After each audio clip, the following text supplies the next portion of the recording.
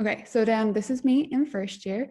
So modules are basically subjects. So I did pure accounting, marketing, economics, a bit of IT, some business 101, and then my aviation ones, it was kind of like aviation policy. So all about the laws in aviation, how an airport runs. And yeah, I really loved it. And in first year, I got involved with DCU Aviation Society. So we went on a trip.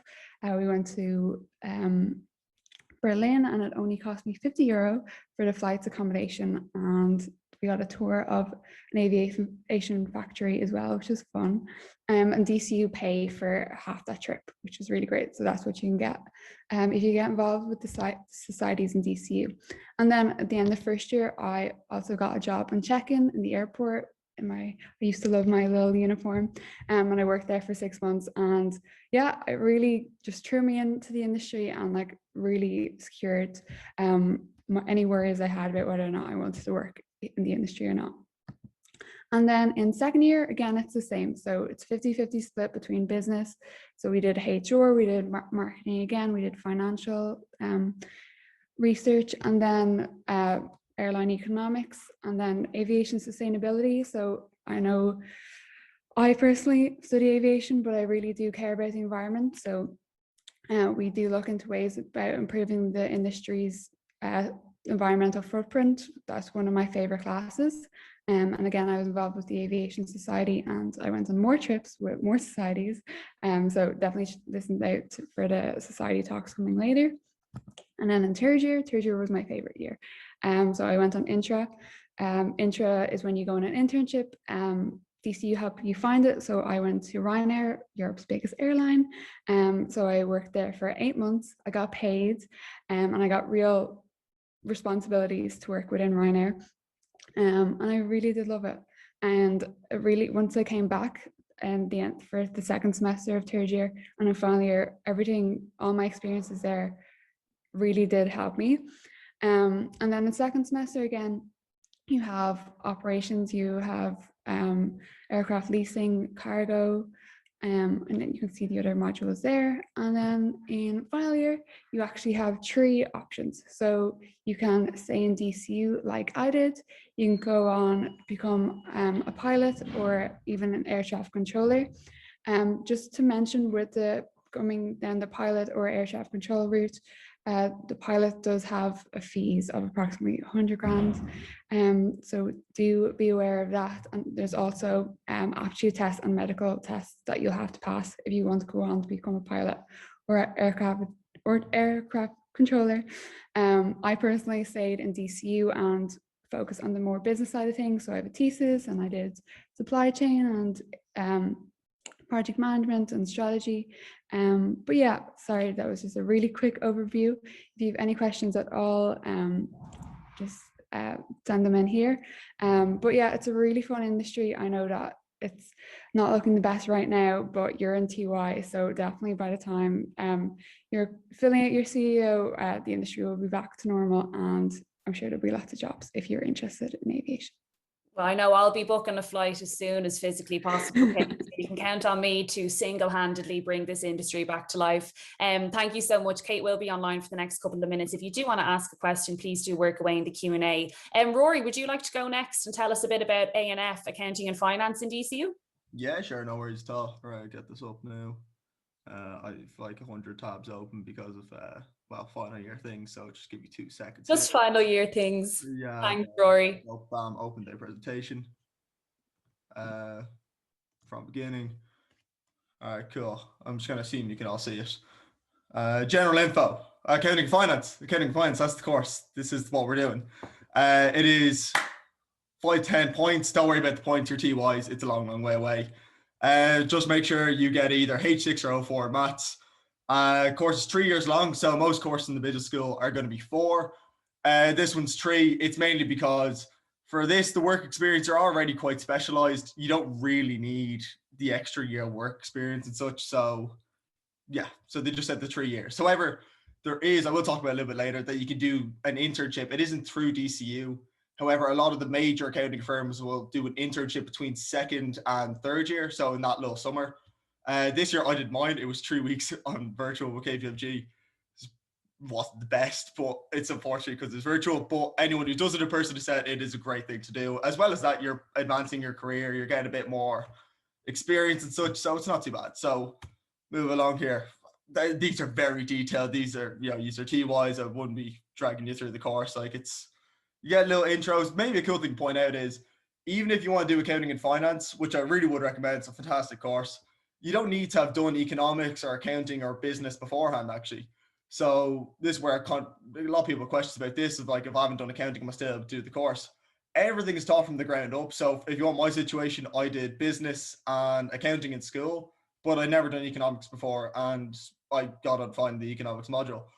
Law actually has some overlap with contract law, which is good, which you'll do in Leaving Cert Business. So it all sounds quite difficult. It really isn't too bad. And if you are interested in the language, you can keep your language option running throughout. So I think Spanish, French, and German are the kind of main three. If you want to go off the beaten track a little bit, I think you can, but maybe just don't be difficult. Just do the other three.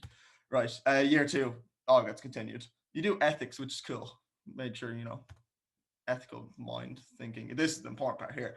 Cap 1 exemption. So if you want to become a chartered accountant, you have to complete what are 3 set of exams: Cap 1s, Cap 2s, and FAs. This course here will give you a Cap 1 exemption. So meaning if you want to become a professional accountant, which if you're doing this course, hopefully you do, it means you don't have to sit the Cap 1 exams. If you then go on to do a master's in DCU, that equates to a Cap 2. So effectively you just do Cap 1 in this course, you get a Cap 2 exemption. And then when you go into work in one of the firms, which we'll get onto on the next slide, you only have the FAEs remaining. Alternatively, you could do the Cap 1 exemption here and then just go on to sit your Cap 2 exams and FAEs with these firms. So I know I'm going through a lot there, very complicated, but I should have gone to this slide. This slide explains it perfectly. But yeah, so it is a bit of a task to get qualified, but fortunately, DCU, as well as these firms, have refined this process to make it a lot easier for you guys. So yeah, I think these big firms, I think I have them on the next slide here. Oh, I do know, yes. KPMG, PwC, Deloitte, and EY, also known as the Big Four. So these are kind of like the major accounting firms. If you hear of anyone going into accounting, most likely they'll be trying or looking to go to these 4 firms. So this is where they offer you, if you come out of this course is very in demand. So you can go on to do all the career paths I have on the right there. So audit and tax are kind of the big ones. So auditing is when you review a company's financial statements and basically make sure they're telling the truth. And well, basically auditing has actually become quite of a mess in the last few years. I'm not sure. Well, no, you TYs, you definitely don't know about the Wirecard scandal or any of these other ones, but auditing's at the forefront of that. So you are in a position that you can really impact the industry in all facets. Tax is what I'm going into myself. I mainly want to go across into, actually quite similar to Kate, I want to move into aviation leasing. So that better start booming in a few years, hopefully. And I'm going to be working on, hopefully, international tax litigation there. That's what I want to do, but I know all my friends have gone into audit. You can also move into financial services. You can even move into banking if you'd like, finance, consulting. And if you really want to, you took a complete kind of U-turn away from the private sector, you could go into teaching from this. I think you could do further qualification of sorts, but yeah, there's a lot of range in this. So it isn't you just become an accountant. If you want to work in any kind of real business world at all, this course can bring you there. I just will say becoming a qualified accountant does help, because it basically just kind of gives you an elevated status of such that it means that when you're trying to get hired in places, it's a lot easier, that because if people, especially, they want a qualified accountant, even if you aren't going to be doing the role of accountant, having that kind of backing and experience is something that firms will look for. But that being said, if you just want to do the course and move on, that's no trouble at all. They're not going to make you become an accountant. DCU Life. Oh yeah, I did society. So I did DCU Soccer. I was the chairman, and Student Business Consulting. I was also the chairman of that. You all know, no prize for guessing what DCU Soccer was. Oh, actually, I should explain also. Apparently, we were meant to put the emojis. I didn't realize. I thought we were meant to put them on every slide, but I don't think now, after seeing Kate's, we were meant to put them on every slide. So apologies for just this random champagne bottle on every single slide. Maybe the hint could be Cork.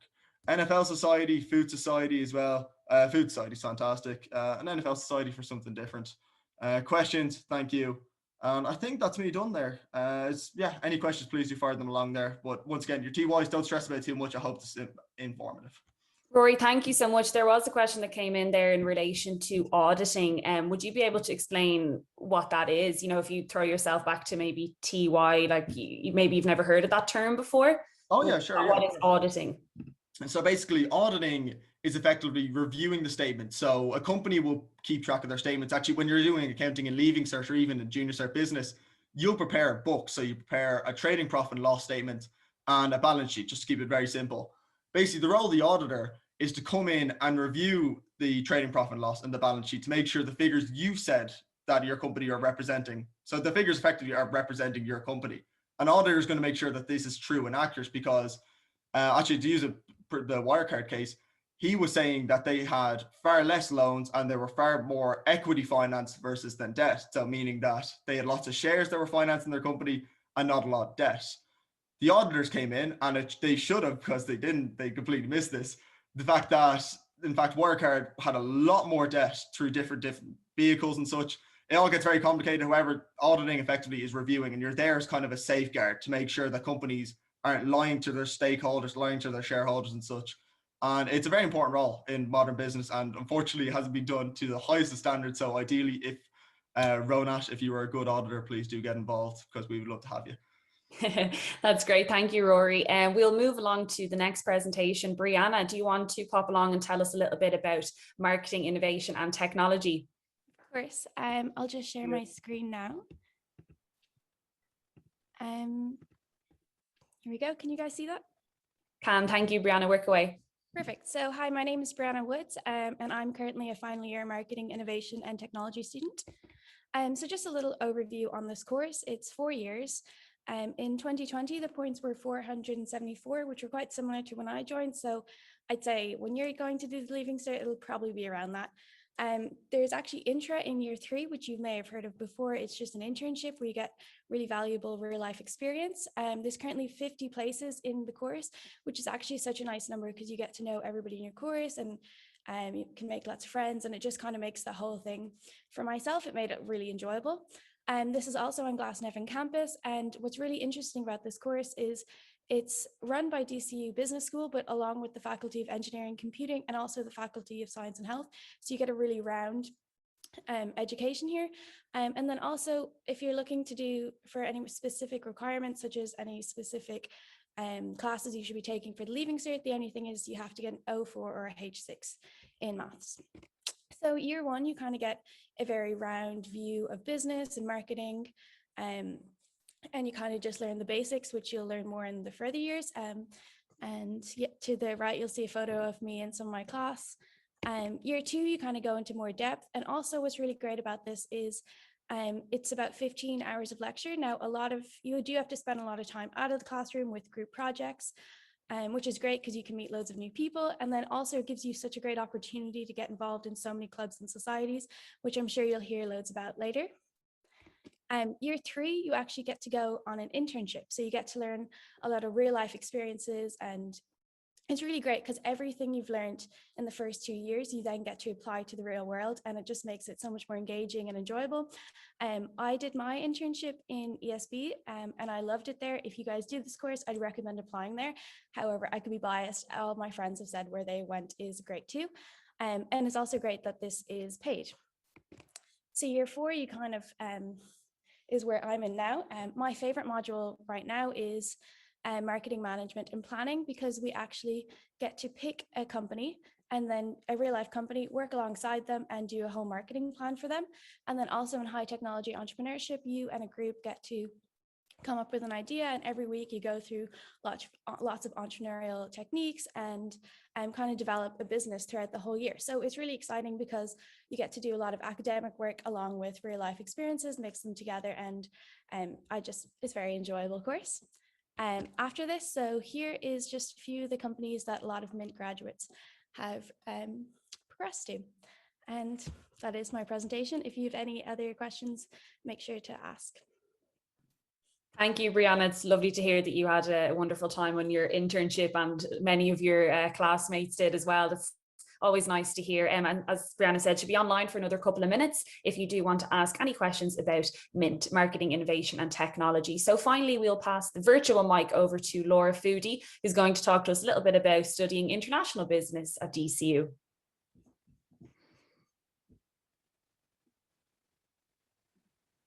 Make sure you can see my slides. Is everything okay? Yeah, looks great. Thank you, Laura. Hi everyone, my name is Laura. I'm a third year student and I'm studying Business Studies International here at DCU, and I'm just going to give you a quick overview of the course, and the code is DC110 in case anyone wants to look it up in the CAO later on. So yeah, just a quick overview. So this course is a 4-year undergraduate degree.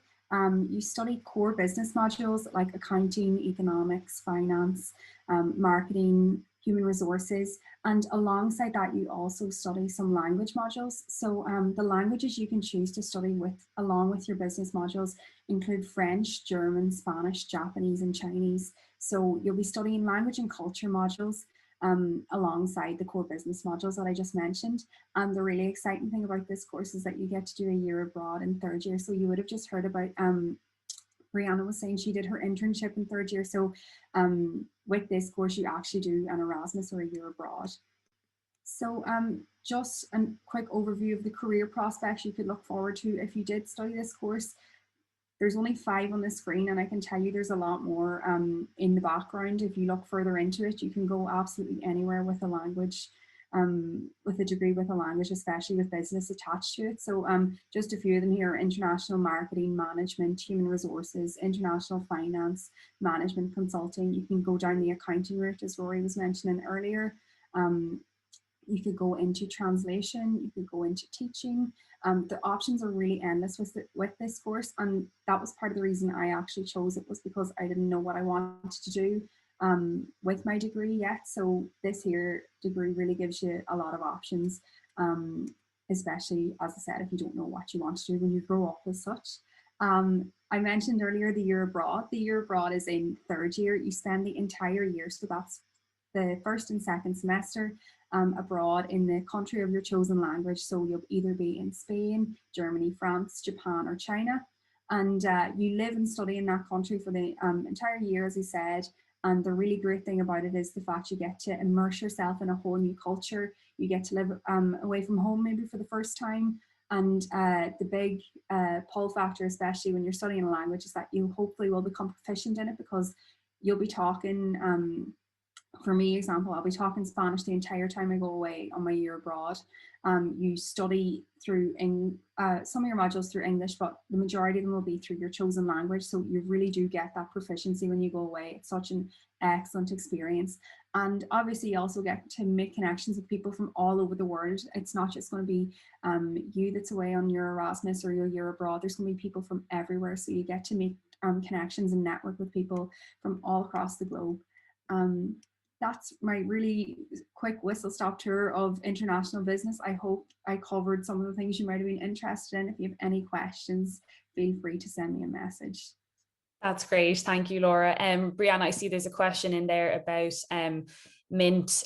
Could you have opted for a year study abroad as well? So if you get a chance, you might be able to respond to that person in the chat, but we'll move along to our next session. Thank you so much for our business DCU Business School students for telling us a bit about their time and about their courses in DCU. So Laura, I believe you're staying on with us now to talk about kind of study abroad, as you mentioned, and Faith Dempsey, I'm going to welcome into the call now, who's going to talk about internships kind of in general in DCU. Faith is studying engineering in DCU, so we're going to get a nice mix there between study abroad and internship. So Laura, since we have you on the line, we might let you go first in terms of chatting about study abroad and what that's like in DCU. Hi Faith, how are you?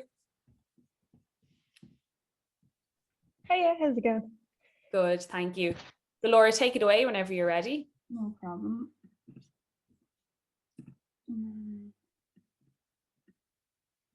Is everything okay there yet? Thank you.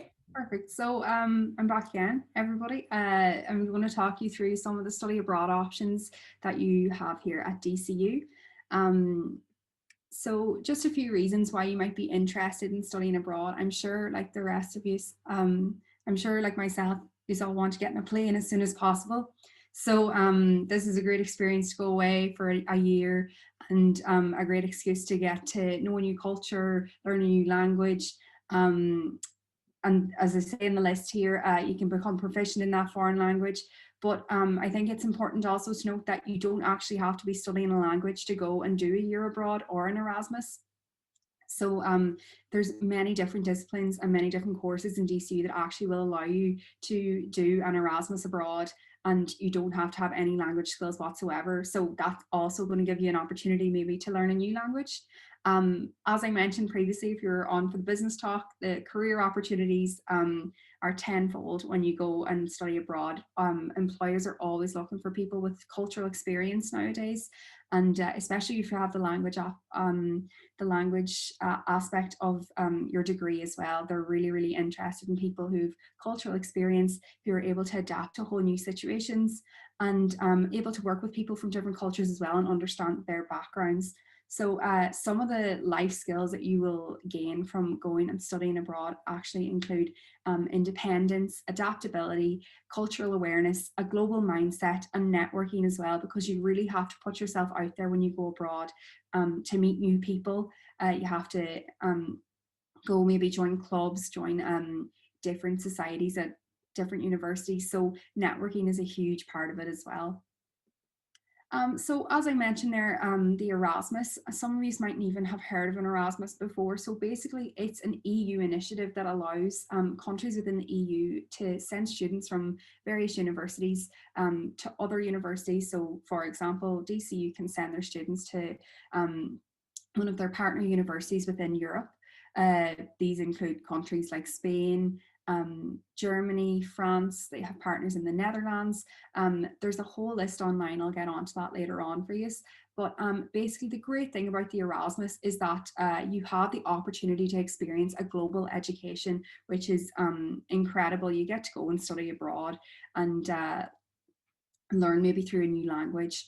And go and immerse yourself and learn different techniques of certain modules as well. I know I've heard from people who have done Erasmus in the past that they go abroad and they learn new things about modules they might have already studied in DCU.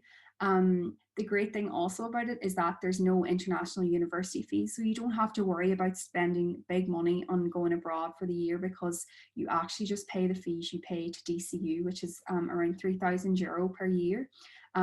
For an example of this is that I know some universities that DCU have partners with in Spain actually they're private universities, so they're really prestigious and they cost €14,000 a year to attend, and you're getting the same education as the people paying €14,000 for a fraction of the price. So it's a really great opportunity in that sense.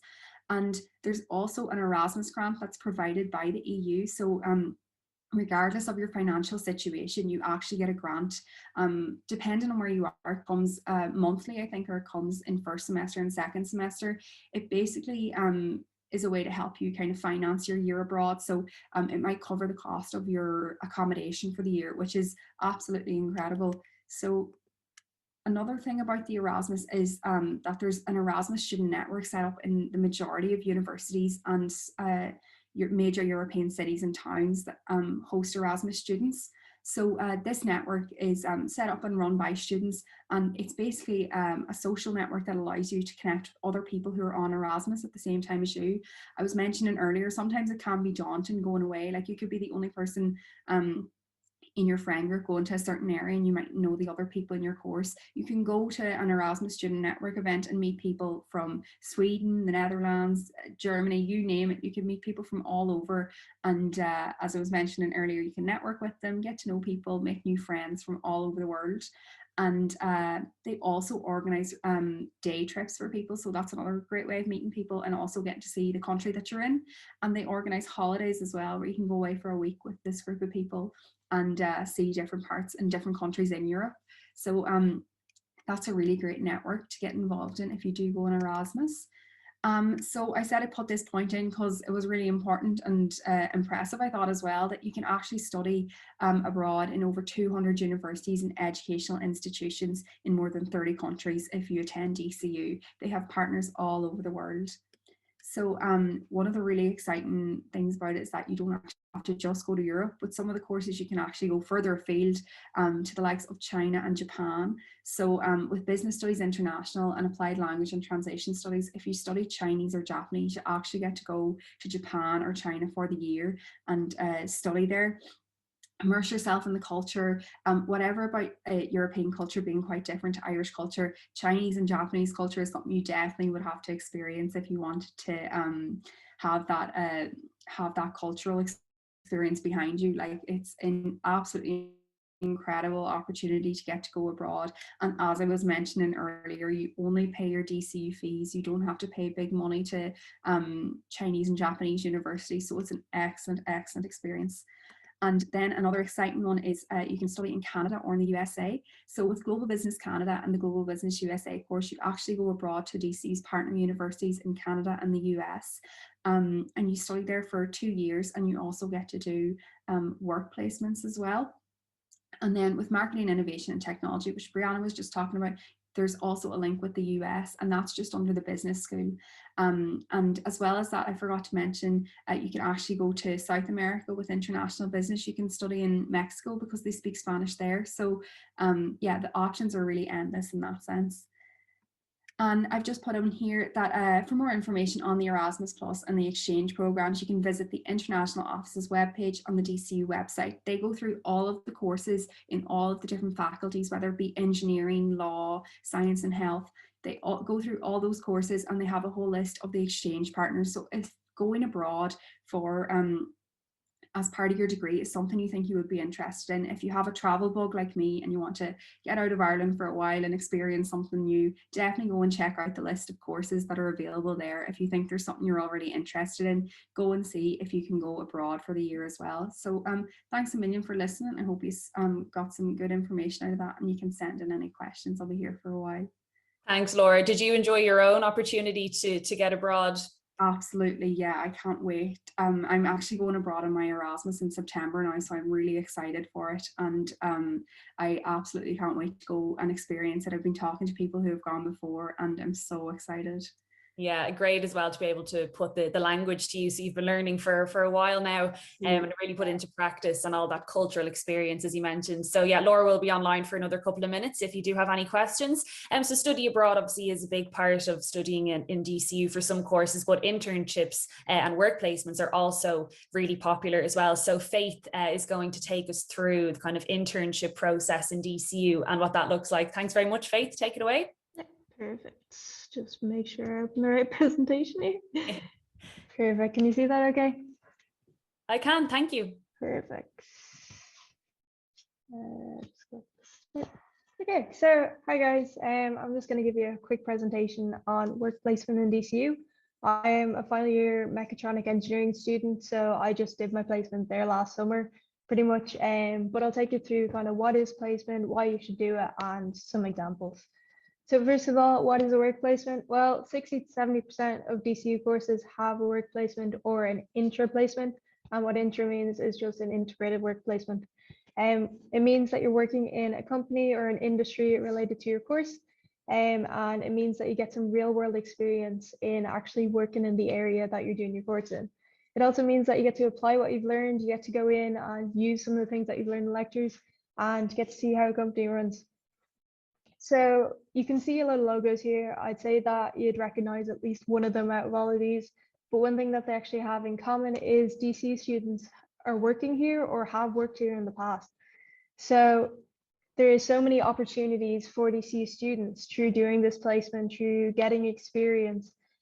Some people may have done their placements in this from their course in any of these companies, and some students, it would have kind of given them an advantage to get into some of these big companies. So the work placement, the length really varies between courses. So teaching, you get a bit of placement every single year. You get to go in and kind of engage with students every single year and get a bit of that. Business can vary, but usually it is about a year. And then all the other courses can vary between 6 months to a year. So I was supposed to do about 6 months. So why should you do a work placement? Well, as I said, it's invaluable experience.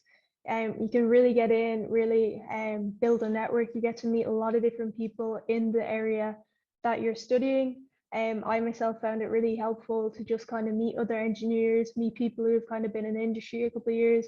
So it's been really helpful for that. It gets you out of lectures. So for me, it was my second semester of third year that I got out, but in some cases it can actually be an entire year where you're not just sitting in a lecture hall taking down notes. You're not just studying and looking at a book. You actually get out and you get to have real practical world experience. In some cases, like myself, you can get a jobs prospect out of that, but I'll explain that a bit more later. And you can also find out if you like or dislike a certain area. So some people will go into their work placement like, oh, I really want to go into medical devices. I'd love to do it. And then they come out and they're like, okay, maybe this isn't quite for me. But they can also come out and say, okay, I absolutely love that.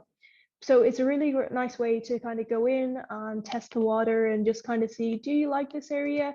Do you like working in this industry? And it's just a really great thing. And it's part of your course. It's actually, you get marked, you do a report at the end of it, you get marked on it. But it's during your time when you're in college, which is great. So in terms of my experience, I did my placement in a pharmaceutical company. I started last June. Just due to COVID, I was supposed to start in last March and do a 6-month placement, but I found a great love for actually working in medical devices and working in the pharmaceutical company. So it actually turned out that since they thought that I did a good job and that they liked me in there, I was actually offered a part-time job during my final year. So currently for the last few months, I've been working 2 days a week in there. And then I will actually go back full time now when I'm done my course. It's also a great chance to do some networking. So a great example actually just happened to me yesterday while I was in work. I did a project as part of my course. I did like a final year project, and my project was a mask. But I had been talking to one of the guys in there about this mask, and he actually turned to me and asked me about it yesterday and actually gave me some contacts to people I could talk to further, some engineers further in a different medical company about this. So in a way, it's actually a great way to network and just to meet people, because you never know what opportunities you can get out of it. And finally, it'll launch your career after graduation. So I know myself, I've got a job, but I'm not the only one in my year. I'm not the only one that I've heard of. A lot of time it can either get you into your, they can either offer you a job after your placement, or it's just a really great way to kind of set you apart from the crowd and say, okay, this person's got a bit of experience, I'm going to hire them. But overall, it's just been an amazing experience, a great experience. And sometimes, as I said, a small bit of experience can be the difference. If you're going in and applying for jobs, because it is kind of the goal at the end of college to find a job, if you're going in and they've got 2 applicants, one has a degree and one has a bit of experience and a degree, it's likely that they might be going for that one with a bit of experience. So yeah, I think that's everything I've got. And I've got a lovely emoji here. And if anyone has any questions, please let me know. Thank you, Faith.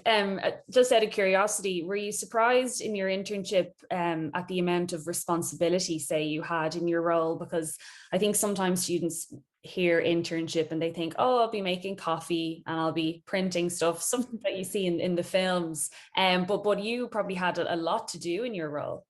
Yeah, so my internship was absolutely brilliant. Like, they kind of put me, because it was an internship, it was kind of a bit an advantage.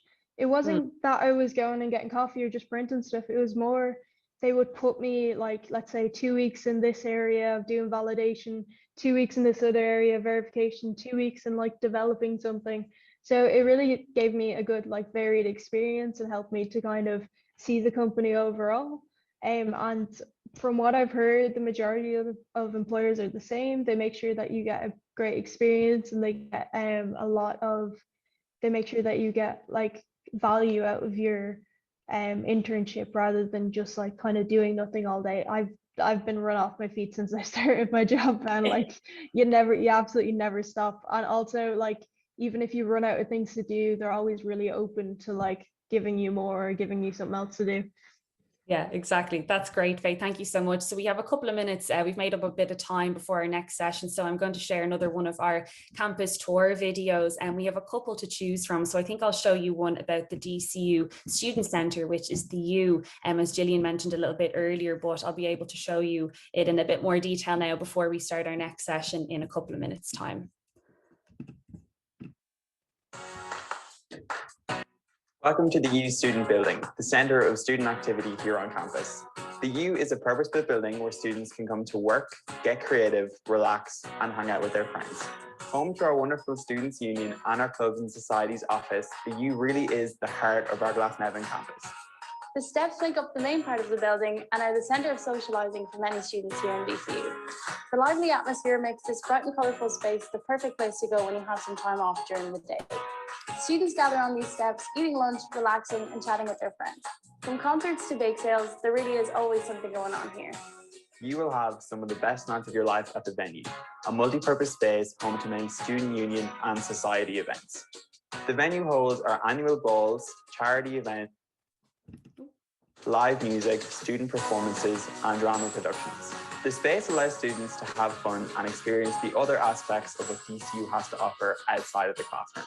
After a long day in college, students can grab a bite to eat and relax in New Bar, DCU's very own student bar. It opened in 2012 and has been a favourite location for students ever since. Larger spaces like the Solace Room accommodate clubs and societies to hold larger events, like guest speakers, movie nights, and weekly dance classes. The Hive is a versatile space downstairs used for a million different things. These walls have held photo exhibitions, graduate fairs, silent discos, and many other events. On the first floor, you'll find your ever-approachable and friendly Students' Union. Here, the SU team works alongside the Office of Student Life to ensure all DCU students are enjoying all aspects of college to their fullest potential. The SU Help Desk is a one-stop shop for student queries, DCU merchandise, and a handy place to top up your leap card. The top floor has a slightly quieter place for students to relax in and an open-air balcony for students to enjoy. Here you will find our entrepreneurship area, a workspace for students consisting of meeting rooms and 3 quiet offices.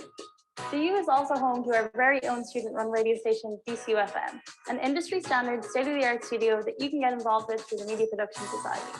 MPS is one of DCU's 150 clubs and societies that run events here in the U every week.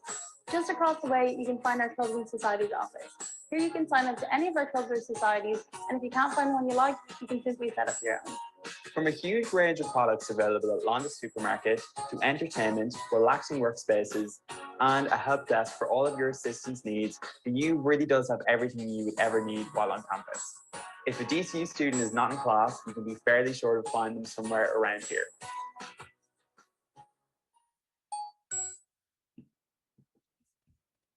So that was just a short video there about the U in DCU, and Maeve, who was speaking in that video, will be on a little bit later live to chat about clubs and societies in DCU. So we will move along to the next session, which is going to be about studying engineering in DCU for any TYs out there who think they might like to do that in 3rd level. So Faith is going to stay on the call, and I'm going to welcome Bartendu in as our next panelist, because Faith and Bartender, they both study the same course, but they are going to tell us one about the kind of modules involved in engineering, but then also about work placements as well. So this doesn't seem to be letting me, let's see, participants.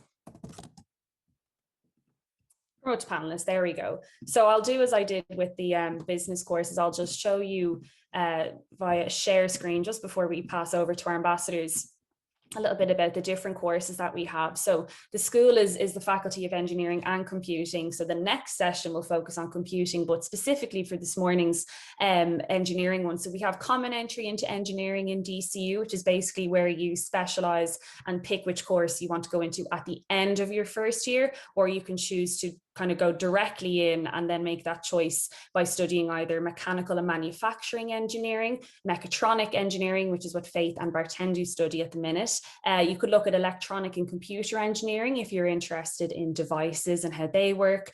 Biomedical engineering will combine engineering and health. So if you want to be involved in making, say, stents for people who have a weak heart, prosthetic limbs, little devices that are used during surgery, that's all done through engineering. And a new course that we have is Sustainable Systems and Energy, which will be well and truly running by the time any of our TYs at the minute come into DCU, but that is always an option for them as well. So I will pass the virtual mic back to Faith, who I believe is going to chat a little bit about the modules and the sort of things that you'll study in engineering at DCU.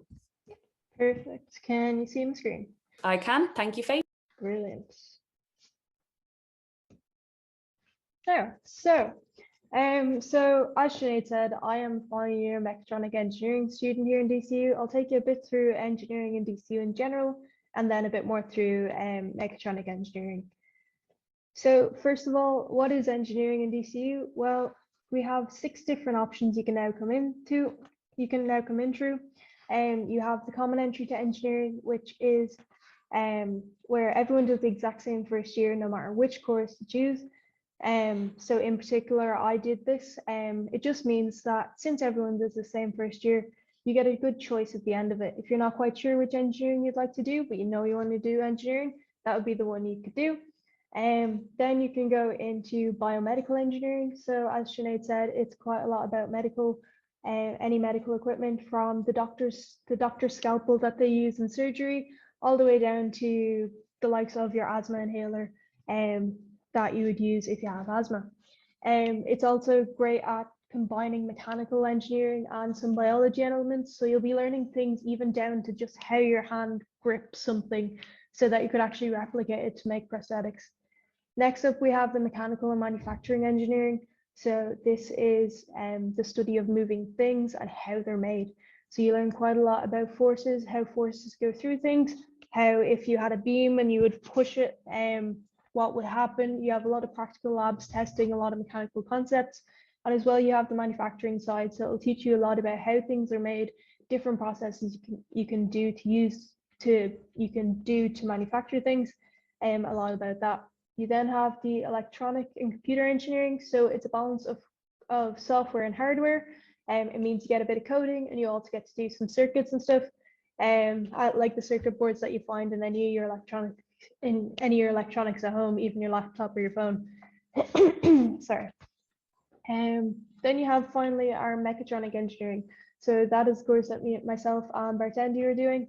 And basically what this is, it's a combination of mechanical and electronic engineering. So you'll do some of your classes with the electronics guys, some of your classes with the mechanical guys, but you get a balance of both sides if you see that you're interested in both of those. You get a lot of practical experience. There's a lot of lab sessions happening, especially by the time you guys come in, there'll be kind of less restrictions, and you'll be allowed into the labs. You have small class sizes, so I've gone into certain labs and they'd have less than 10 people in there. It can grow a lot bigger, up to about 100 people in lectures, but it all depends, and it means that you get a lot of exposure to lecturers. They're all very approachable as well.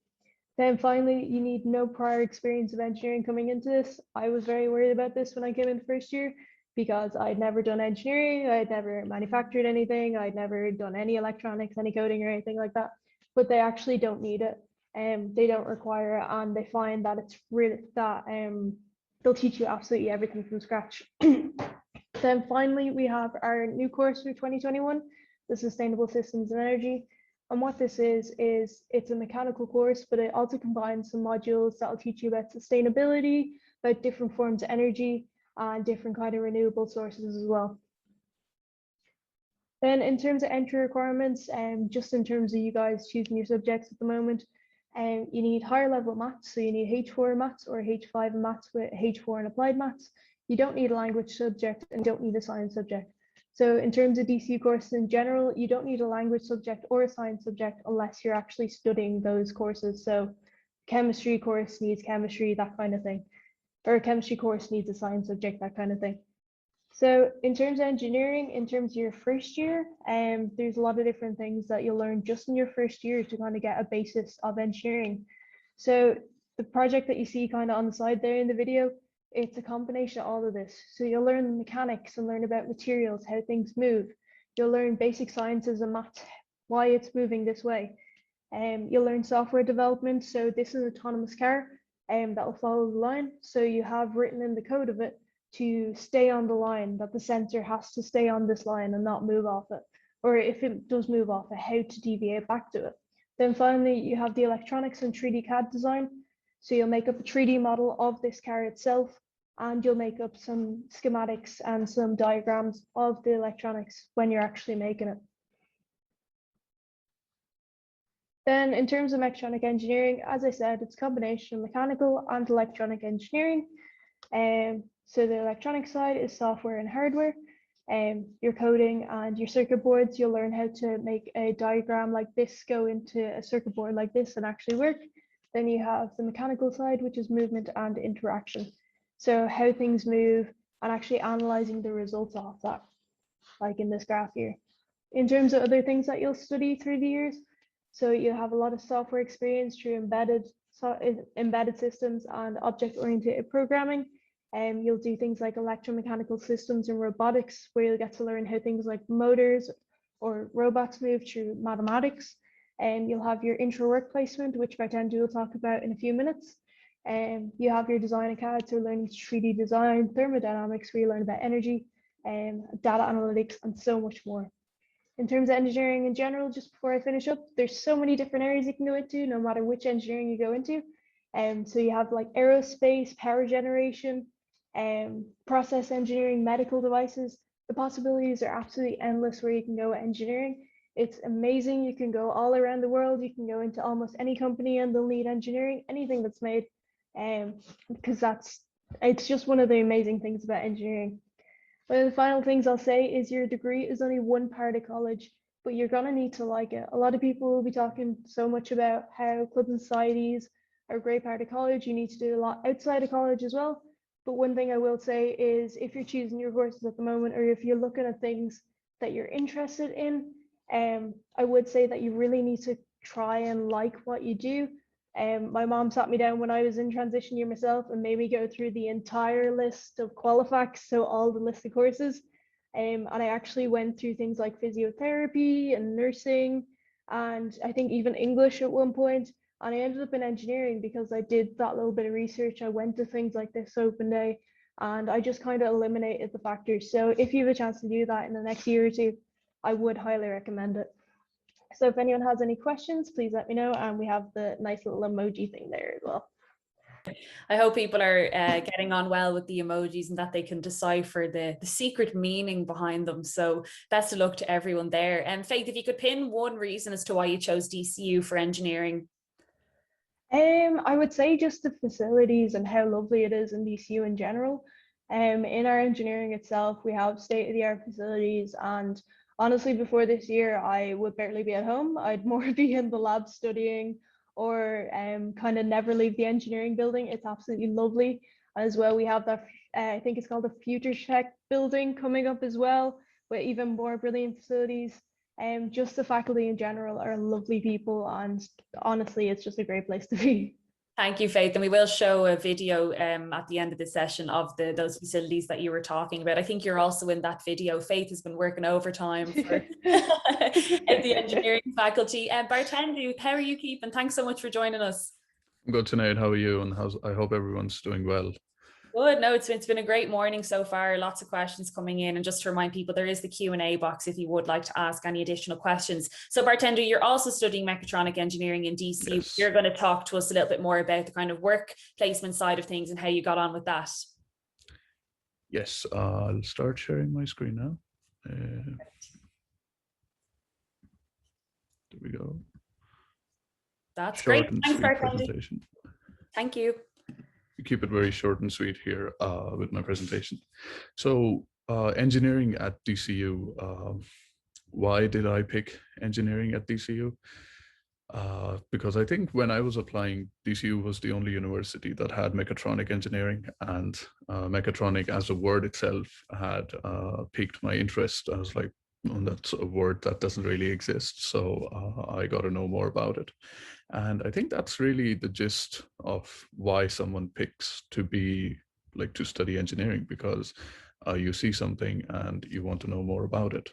Or as I've seen in a show named Prison Break, is like if you look at something and you know you want to be an engineer because you look at it and you think to yourself, no, I can make that thing better. That's what engineering is. So it's a big mystery. There's a lot of memes involved in engineering. There's a lot of YouTubing, there's a lot of Googling, but it really stimulates your mind, and you kind of sometimes have to put things together, take things apart, get your hands dirty if you're doing mechanical engineering, which you shouldn't really do, because mechatronic engineering is the only engineering anyone should consider doing. It's the best engineering DCU has on offer. And yeah, like electronic engineering is coding, and mechanical engineering, as one of my lecturers used to put it, is hitting stuff with a hammer. But mechatronic engineering, that's where the fun is. You know, you get to code and you get to hit stuff with a hammer. So that's really fun. And one thing I realized about engineering throughout my time in DCU is, like, in year one, you sit in these lectures Monday morning at 9 a.m. and there'll be Monday mornings where you'll think, oh no, like, is engineering really for me? Like, I'm doing all this stuff, but I don't know if this is for me. And that's normal. Like, I had that, and I still have that, like, when I sit in some of my lectures and I'm like, yeah, this doesn't make any sense, or how will I ever use it? But what's good about DCU is you get to apply all that you learn in your lectures. So say you've learned some mechanical concept, and then you'll go and build in year one, as Faith said, you'll go and build that autonomous car. So you'll learn, you'll really apply, like, okay, we'll use aluminium to make that car. Okay, why? Because aluminium's really easy to work with.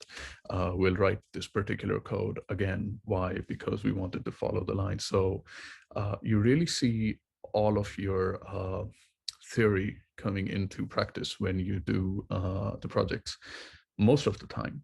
Sometimes stuff will just work. It's the engineering mystery. It's the engineering witchcraft, as we call it.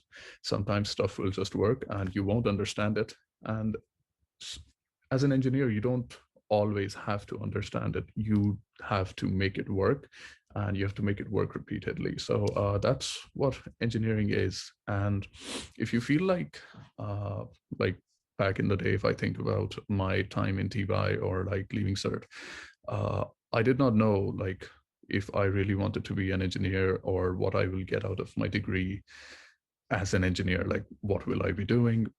So one of my lecturers really put it like this, and I think it's what engineering really is.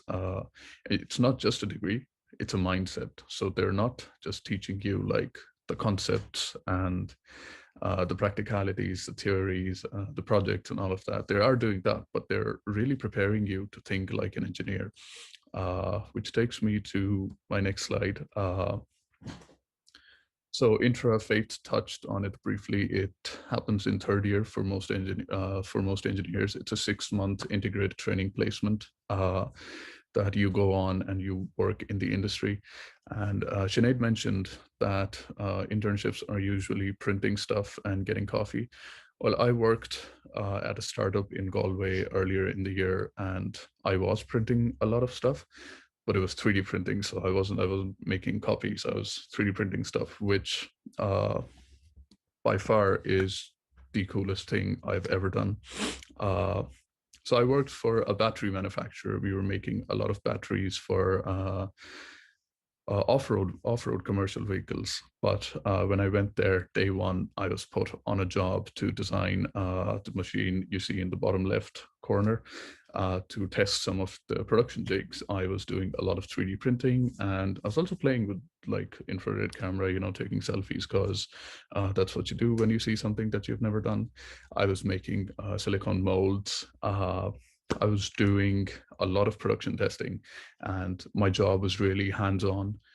It was not like you know, taking stuff easy. No, it was very hard. It was a lot of work, but it was satisfying because I could see all my concepts that I had studied in the past 3 years come to life. It's like all your theory, you know, when you're designing a part or when you're printing something, all your theory comes into practice. Okay, this is something I want to do it this particular way. So that's what I want to do after engineering. Is I'm really passionate about sustainable energy and making the world a better place to live, and, you know, cleaning up the mess that we've created in the past centuries. So that's my thing. And but I'm also passionate about Formula One. So as Faith said, you can really go anywhere, and the world really is your oyster. If you study engineering at DCU, you can go in the engineering industry, which is massive, but you can really go in any industry that requires you to solve problems. So a lot of a lot of the big four, as Rory would have mentioned earlier in his presentation, they look for, like, they hire engineers as well for some work that they need engineers to do, or for something that they need problem solving skills, and just the skills of an engineer. So your skills are, they really take you anywhere you want to go. Be it, as I mentioned, the engineering industry or even the accounting industry. Like, you'd be surprised where all engineers would end up. Like, you can end up in a bank, you can end up working as HR, you can end up working in the accountant. And you can go wherever you want to go, really. And if there's something that you want to do, but you don't see it in the world, you can set up your own startup. There's a lot of push around it in DCU at the moment, and there's a lot of resources in DCU if you want to make your own startup. So yeah, that's another thing I'm pursuing at the moment with a couple of my friends. Is we're planning to pitch our startup to DCU, and we have a lot of support from the DCU faculty who are really helpful. Like, when we were in college, it was always an open door policy. So you could really go to any lecturer who you wanted to have a chat with about your idea, and yeah, they'd love to talk to you, and they'll talk to you for as long as you need to talk about whatever your idea was, whatever problems you were having. And I'm sure even in these confusing times, things are like that. And they will continue to be like that when we do eventually go back to, when we eventually do return to college. So that's been my experience. And I think I'll just take you back to slide number 1 and point out the emojis there. And that's been my time, guys. If you have any questions, I'll stick around here, and I'm also live on Unibuddy if you need me. Thanks, Bartendo. I was going to ask you if you had a favorite memory from your time, but you actually have done so much. It's probably hard to pinpoint one particular time or project that was the best for you. Definitely. One of the things I did was I threw myself in the deep end I went to Google for a hackathon. And I was like, but I don't code. Like, I'm not very good at coding. I'm just good at designing stuff. And I was like, I don't know, maybe I don't belong here after the first evening. But it was 3 days of hackathon. We did some stuff, and I ended up winning the thing.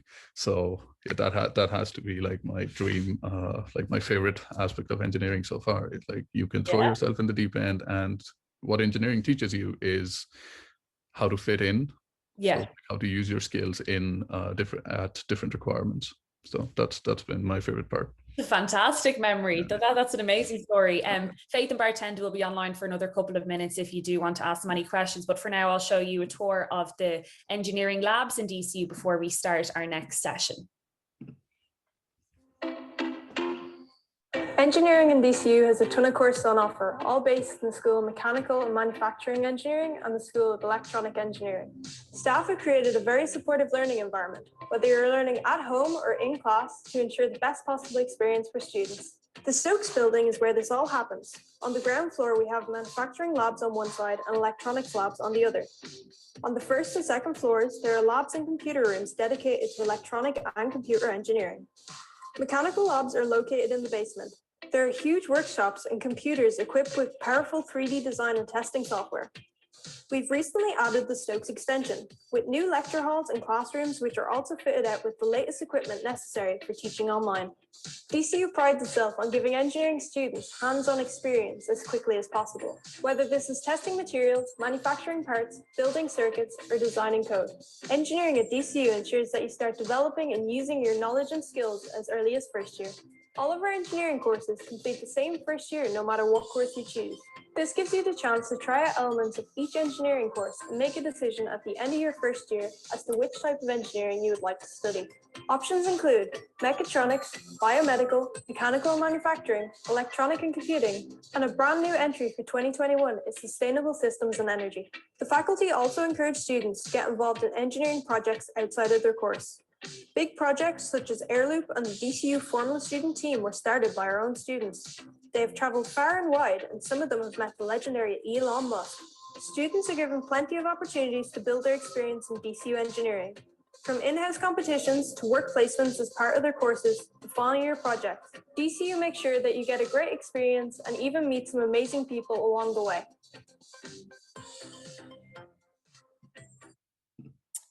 Yeah, that was Faith there again, our wonderful ambassador, and Bartendi. Thank you so much for your time this morning. I'll keep you online for another couple of minutes in case people do have some questions, but we'll move along to our next session, which is about studying computing in DCU. And I'm going to welcome Tara Drumgoole, who is a current student in DCU, to chat about her course, but I will just show you the various computing degrees that we do have in DCU. Get my PowerPoint up. Tara, I think that should be working okay for you. I can see you there. That's great. Thanks so much, Tara. So just before I pass the mic over to you, I will just show everyone the three different computing degrees that we have in DCU. So computing for business, or it was formerly known as enterprise computing, if someone's heard that phrase before. That's going to be Tara's presentation today, so I won't cover that at all. But we do also have two other ones. We have computer science and data science in DCU. So computer science would involve a lot of software development, website design, app development, you know, learning different languages of code. And then data science has similar elements, but is much more maths heavy. So if you do want to learn a lot more about, say, calculus and probability and statistics, a lot of that would be covered in data science in DCU. But I will pass it over to Tara now, who's going to talk about her course and her time in DCU and computing. Thanks, Tara. Hi, yes. So just let me know when you can see that. Yep, that's working for me. Perfect. So yeah, I'll just kind of fly through the few different courses here in the School of Computing. So first of all, why would you study computing? So computing offers many different types of lucrative careers. Computing jobs are here to stay regardless of where you're located. These degrees give you worldwide qualifications, and expertise in computing helps you even if your primary career choice doesn't end up being in computing. So computing offers you many great opportunities for true creativity and innovativeness, and the future opportunities are without boundaries. So we have three different degrees here. Firstly, if you're interested in programming and developing software, and you are interested in a career in software development, computer science seems to be the course for you. If you're interested in the broader deployment of computing and IT business, and then you're interested in a career in computing and IT management, then the computing for business course might be of interest to you. And then finally, if you're interested in data and information, so data scientists are like investigators, storytellers, problem solvers, and they organize information, then data science might be for you. So here are the three different undergrad degrees once again, and their entry requirements. So data science is kind of a technical degree, but it focuses on software and maths. You'll need a minimum of a H3 in maths for this course, and last year's points were 465. So then computer science is a technical degree with a strong focus on software, and you need a minimum of an 04 or an H6 in maths, and last year the points were 400. And then finally, computing for business, which is a blend of technical and business skills. You need a minimum of 04 or H6, and the points were 357. And for all of these courses, you don't need any prior computing experience, and each of the points are very achievable. So first up is computing for business, formerly known as enterprise computing. This is my course. So this is a four-year course with 7 months paid interplacement in your third year. So as we were saying, there's the entry requirements, and you don't need any prior knowledge in computing. I certainly didn't have any prior knowledge in computing coming into this course. And some of the career opportunities from this course are business analyst, network engineer, project manager, system analyst, or a developer. So computing for business has two main areas of focus. There is computing and IT management. Some of the modules that we cover are business information management, IT service management, digital world and innovation, programming, and topics such as cloud computing and the new emerging technologies. So next up is computer science. This is a bit more of a technical degree. And again, it is 4 years with work placement as well. And again, no prior knowledge needed. And then some of the careers are app developers, programmers, software engineers, system analysts, or web developers. And these are just some of the careers. There's endless opportunities with each of these degrees. So for computer science, there's a focus on programming and software engineering, and some of the modules that are covered is programming, analysis and design, web design, networks and internets, operating systems, cryptography, and computer graphics. And once again, you have the paid interplacement. And then the final course is data science. So again, 4-year course with your interplacement, no prior computing knowledge needed, and some of the careers cover, so data scientists, business intelligence analysts, customer insight leads, programmers, or knowledge engineers. So data science, DCU's data science is the first of its kind in Ireland. It's a really sought after degree. So it's aimed at students who are interested in a career in big data, data analytics, or related data science roles. So data science is basically the study of information. So you study where it comes from, what it tells us, and how to turn it into resources for business, government, and social strategies, and enable making really powerful decisions based on this data. So data scientists are regarded as one of the most in-demand roles in the industry, just as I was saying. Some of the modules covered are mathematics, statistics, programming, data analytics, communication, and visualization. And of course, we have the interplacement. So just a bit about myself. As I was saying, I'm a final year enterprise computing student here in DCU. I completed a 7-month interplacement in Accenture, which is a multinational company who kind of do client-based work. So I was a technical intern when I was there. At the moment, I'm working on my final year project. In computing for business, you actually do your final year project in 2s, which is great to be able to bounce your ideas off your partner. So there's both a business side to it and a technical side to it. So I'm currently making a virtual event management platform, which is basically like an alternative event to holding, alternative method to holding events such as this. So ours is kind of focused around creating 3D models and 3D maps of different places. So yeah, that's kind of being wrapped up, and that'll all be put in now in the next week or 2. And then after college, I'm going to go back and work as a software engineer in Accenture. So that's going to start in July. And then finally, just the different, where each of our, like some of the companies that our graduates go to. So there's some really big names on here that you might recognize, such as like Amazon, Apple, Fidelity, Fineos, Workday. The opportunities are really endless. So if there is a company that you really like, most companies have a tech department, all companies have a tech department, so you can find a way into that company. And then finally, just if you have any questions, let me know. And there is the emoji for today. Thank you, Tara. I'd love to ask you just for a second about your internship and the different types of kind of projects and things that you worked on there. Could you tell us a little bit about your time in Accenture? Yeah, so when I was in Accenture, it's kind of like a client-based company. So you work for Accenture, but you're actually placed onto different clients. So the client that I was actually based onto was the Guards. So I was working for An Garda Síochána, and I was kind of helped develop some of their internal roles. And as you were saying earlier on, I was kind of worried that I might be doing some of the minor roles and stuff like that. But we were actually given a lot of responsibility when we were there, which was great. So I was actually, me and one other intern were in charge of creating a whole internal app. I don't know if I'm really allowed to say what's saying because it's public industry and stuff, but yeah, so it was nice to be able to kind of just get in. And so in college, I had learned Python programming. I'd never done really any other languages. They do kind of touch on other languages, but once you learn kind of the Python programming, it does give you the skills to be able to learn other languages. So I was learning Angular in there, which was nice. So it was just like kind of throwing you in the deep end and you just figure it out as you go along. Mm-hmm. And if I can ask about the nature of the teaching in a computing degree, how much of it would be, say, sitting in a lecture hall compared to, you know, practical, actually being on a computer and learning that way? Yeah, so that's one thing that I actually like the most about this course is that you're kind of 50-50 in the classroom and in the labs. So you do have some of your lectures, especially for kind of the business side of stuff. You're in your lecture halls and stuff like that, but then you get hands-on experience in the labs. So you go to labs kind of half of your week. We'd have about a 16-hour week, so probably about 8 hours in the labs. And in there, you're taught different ways of programming and stuff like that. And there's different lab tutors in the labs to go around and help you any problems you have. And then I've kind of noticed more when you get to kind of the like 3rd and final year, you're constantly in the labs. You're just working in group projects and everything like that. So it's nice to be able to work with other people. That's great. Thank you, Tara. So we're just going to show the video of the computing labs in DCUs again, just so you guys can see what it will be like to be on campus. And then we're just going to take a short 5-minute break before our next session, which is all about DCU alumni and famous people who have come from DCU and are really successful in their own areas. So I'm just going to share my screen now. We can take a look at the teaching labs in DCU.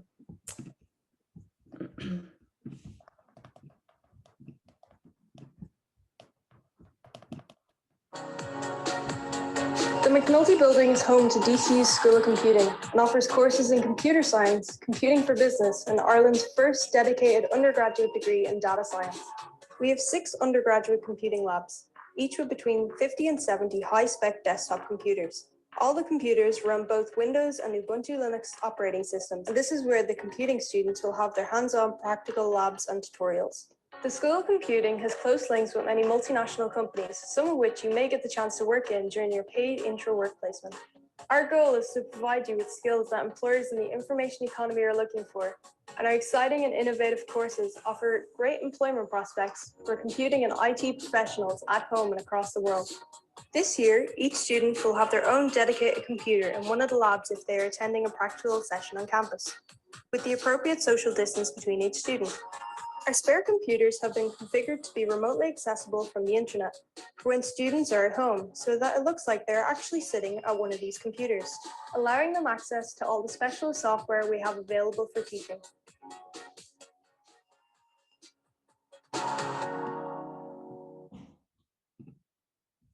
So they were our computing labs in DCU. Faith was there again, who was on our call previously. Tara, a question came in for you there, just to let you know that some of your cousins are online watching today, so they may want a shout out by the looks of things. You want to write back to them there, but Tara will stay on the line for another couple of minutes if you do have any questions. We're going to take a short 5-minute break before we start our next session with Leanne Hannafin, the alumni officer in DCU. So we will catch you in a few.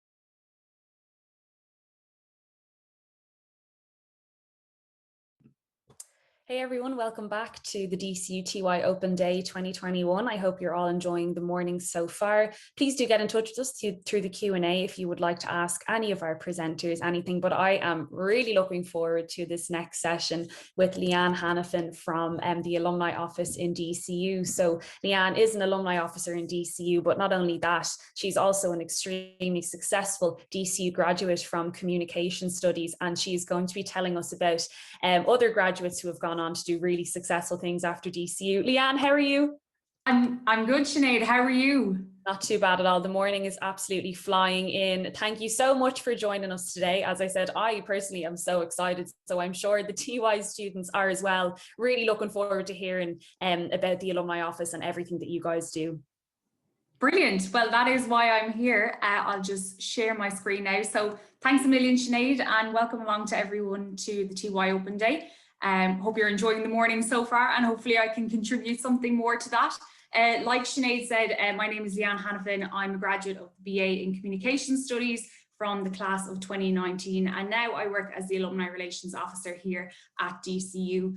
For some of you, it might be your first ever time hearing the term alumni, and if that is the case, alumni refers to the people who were former students of a school or of a college. And if you're sitting there thinking, well, surely this doesn't apply to me and I have to worry about that maybe after I graduate, that's why I'm here this morning, is to tell you a little bit about how the Alumni Office in DCU is here for you as a student, and then of course as a graduate from the university as well.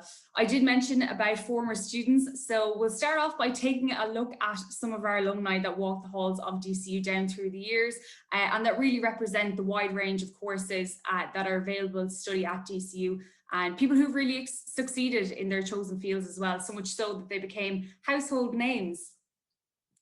So the first of those is Lorraine Toohill. So Lorraine works as the Chief Marketing Officer at Google, based over in San Francisco.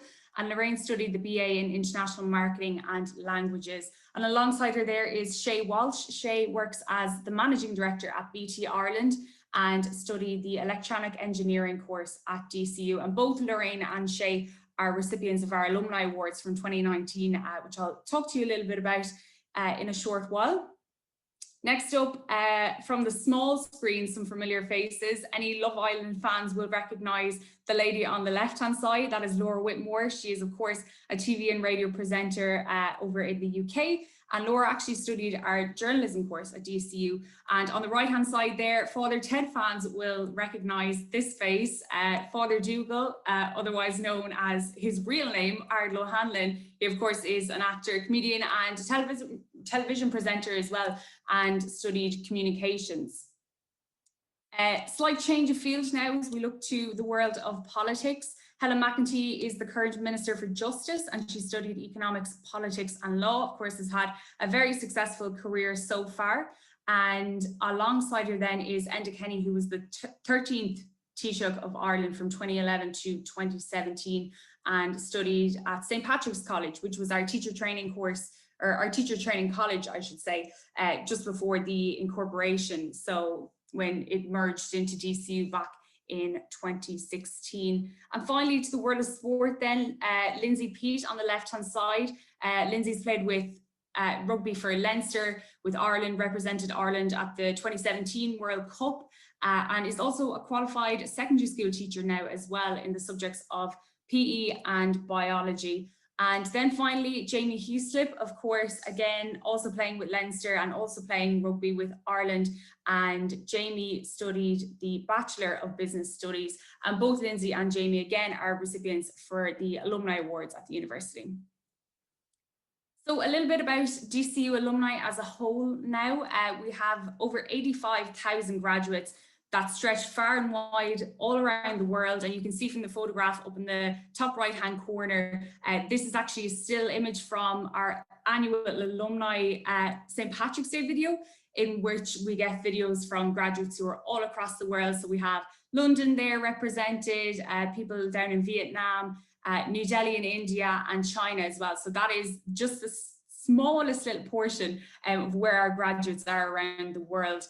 The alumni community is one that it's the only one that you're a permanent part of. It's the only permanent university community. And I suppose because of that then, our aim is to build and develop a lifelong mutually supportive relationship with all of our graduates, from your time as a current student at DCU, the early stages of your career after you graduate, and then to the time where you will be a managing director or a chief officer in your own job. But I suppose, how do we make this happen then? And it is by offering a wide range of services and engagement activities to enhance your university experience and to assist with our graduates' career paths in sharing their journey. So the first of these activities is through our DCU mentorship programs, of which there are 3 strands. So the first of those here is the Student to Graduate Structured Mentorship Program. Now, this program, we work closely with the DCU Careers Office, and it's offered to our second year students from all faculties, all courses, and this is where you will be matched with a mentor from your course or interest with that graduate who is working in the industry that you might be interested in working in one day. It's often offered that you'll get the opportunity to build on your CV, you'll get to work on a LinkedIn profile, develop your soft skills, also network with people in your industry, and some mentors actually offer their students the likes of mock interviews. So if you've got a work placement as part of your course, they can help you to prepare for that, and also a work shadow day in which you can experience a day in the life of someone in that industry. The second of those then is our law mentorship program, and we collaborate with the School of Law and Government on this one. It's a graduate to graduate mentorship program, meaning that you might have just graduated from economics, politics and law, or the BCL course, or any of our law courses at DCU, and you'll be matched with someone who is a couple of years ahead of you, but working in the same industry that again can offer you the same kind of advice when it comes to the legal fields, maybe preparing for further exams as you progress your career and the likes of that. Finally, then there is the MSc mentorship program, in which we work with the School of Communications on this. This one is offered to our Masters in Public Relations and Strategic Communications course, and again matched with industry professionals to provide all the same tips, tricks and advice to I suppose the previous 2 courses or programs as well. And I suppose alternatively then, when you're a graduate yourself, you can become a mentor and mentor the students that will have been in your shoes at that point as well. So it's kind of a full circle job, which is really nice. The next is our international chapters, and these are networks of alumni who are based in different cities and countries around the world that host events and activities a couple of times a year. For example, we'll say you move to the likes of New York or San Francisco after you graduate for work or for otherwise. There is a chapter in both of those cities that you can become involved in and attend events throughout the year or sporting events. Our most recent chapter actually is in Singapore, which is amazing that there's a great cohort of really engaged graduates over that side of the world. And they were actually our most recent event as well. And that event was a film screening. Thankfully, things are looking quite well in Singapore at the moment as the country starts to open up again. So they were able to meet for the first time in person just last month, actually. And you can see the pictures there of some of our other chapters, like the likes of Washington, DC, we've got Paris and Abu Dhabi as well. So a wide range from all our graduates around the world. Then our class reunions. Of course, we want to help you to stay connected and engaged with your former classmates. They're the people that you spend your lectures with, your tutorials with, and our alumni office are here to help you connect with your former classmates in years to come when you all want to get together to have a big reunion and a big celebratory event. We're here for you to book venues on the campus, develop marketing materials, promote your reunion to the class across our social media. And we've had 10th anniversaries, 25th, 40th, even 50th anniversaries with classes. And the picture on the right is actually a photograph from our St. Patrick's class of 1969 who celebrated their 50-year anniversary in 2019 on the campus in Drumcondra. And It was such a lovely event to see them all come back together and remembering all the faces and all the names many years later. The staple event in the alumni calendar each year is our Alumni Awards, and usually this is a black tie gala event that takes place on the Helix, which conveniently is on our own campus, usually around the month of June every year. The awards themselves are split into two categories. The first is our Alumni Wall, and the second is our Outstanding Achievement Awards. But of course, due to the current circumstances that were in place in the lead up to June 2020, just last year, we knew that a physical award ceremony was not going to be possible. So we still wanted to keep with the Alumni Awards just because of how high profile an event it is. And of course, it's a great way to celebrate all our graduates and all their fantastic achievements in their chosen field as well. So we did keep to it, and in saying that, we made it virtual instead, but keeping to the same structure as normal. So that brought about the virtual Alumni Awards for 2020, which turned into a fabulous online ceremony in July. It was honouring 17 graduates from the university, and it was hosted by RTE journalist and TV presenter Zainab Bulladale. You can see her there on the left-hand side. And just to kind of give you a little 80-90 second snippet of the awards, I will just play this video.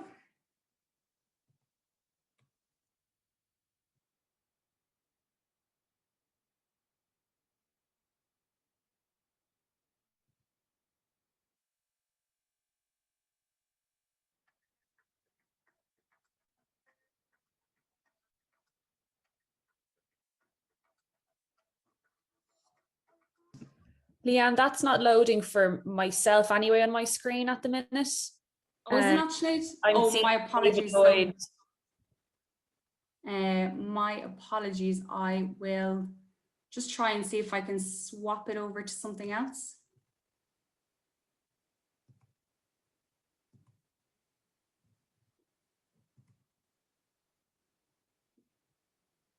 No, just tell me if this one works.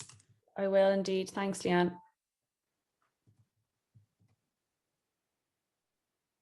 Yes, perfect. Looks great. Thank you. Thank you.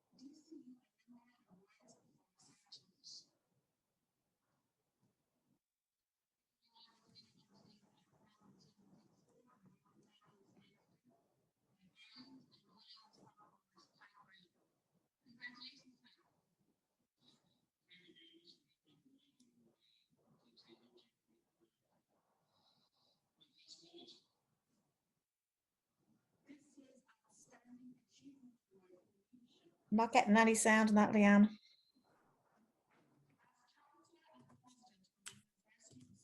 Australia since 2012, one of the top 50 universities under 50 in the world, David is already a leader of international standing in higher education.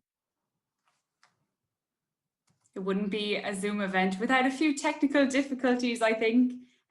So yeah, as I say, that is just a very quick snippet of our Alumni Awards from 2020. It was an hour-long production, but that was only just 80 seconds, 90 seconds in it. So it gives you a nice flavour of our graduates and the achievements that we were celebrating on the night. As mentioned, one of the awards were for Outstanding Achievement. So to take you through the 2020 awardees for that, first up we have Sinead Strain. Sinead works as the head of global markets trading platform and marquee engineering at Goldman Sachs, and is actually based over in the US at the moment. And Sinead studied the Bachelor of Science in Computer Applications.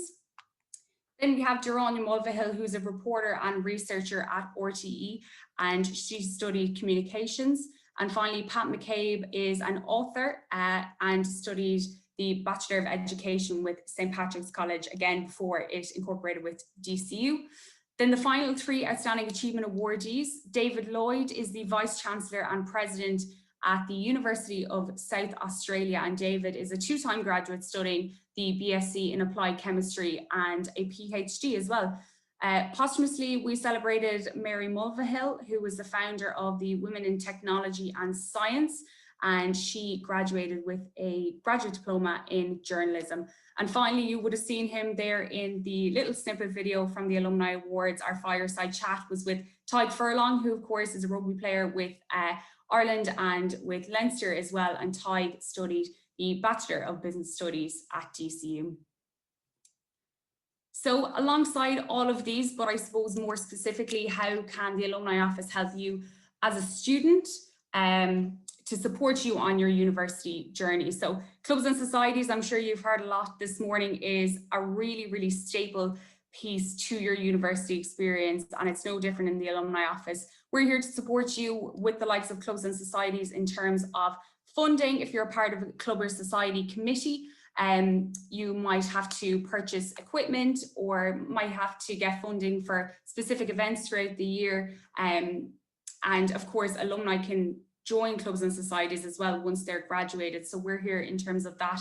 Every year as well, there's also the Clubs and Societies Award, again, another staple in the DCU calendar. And there's 2 alumni awards up for grabs with that one. First, the Alumni Engagement Award, which awards a club or a society for their alumni and graduate engagement.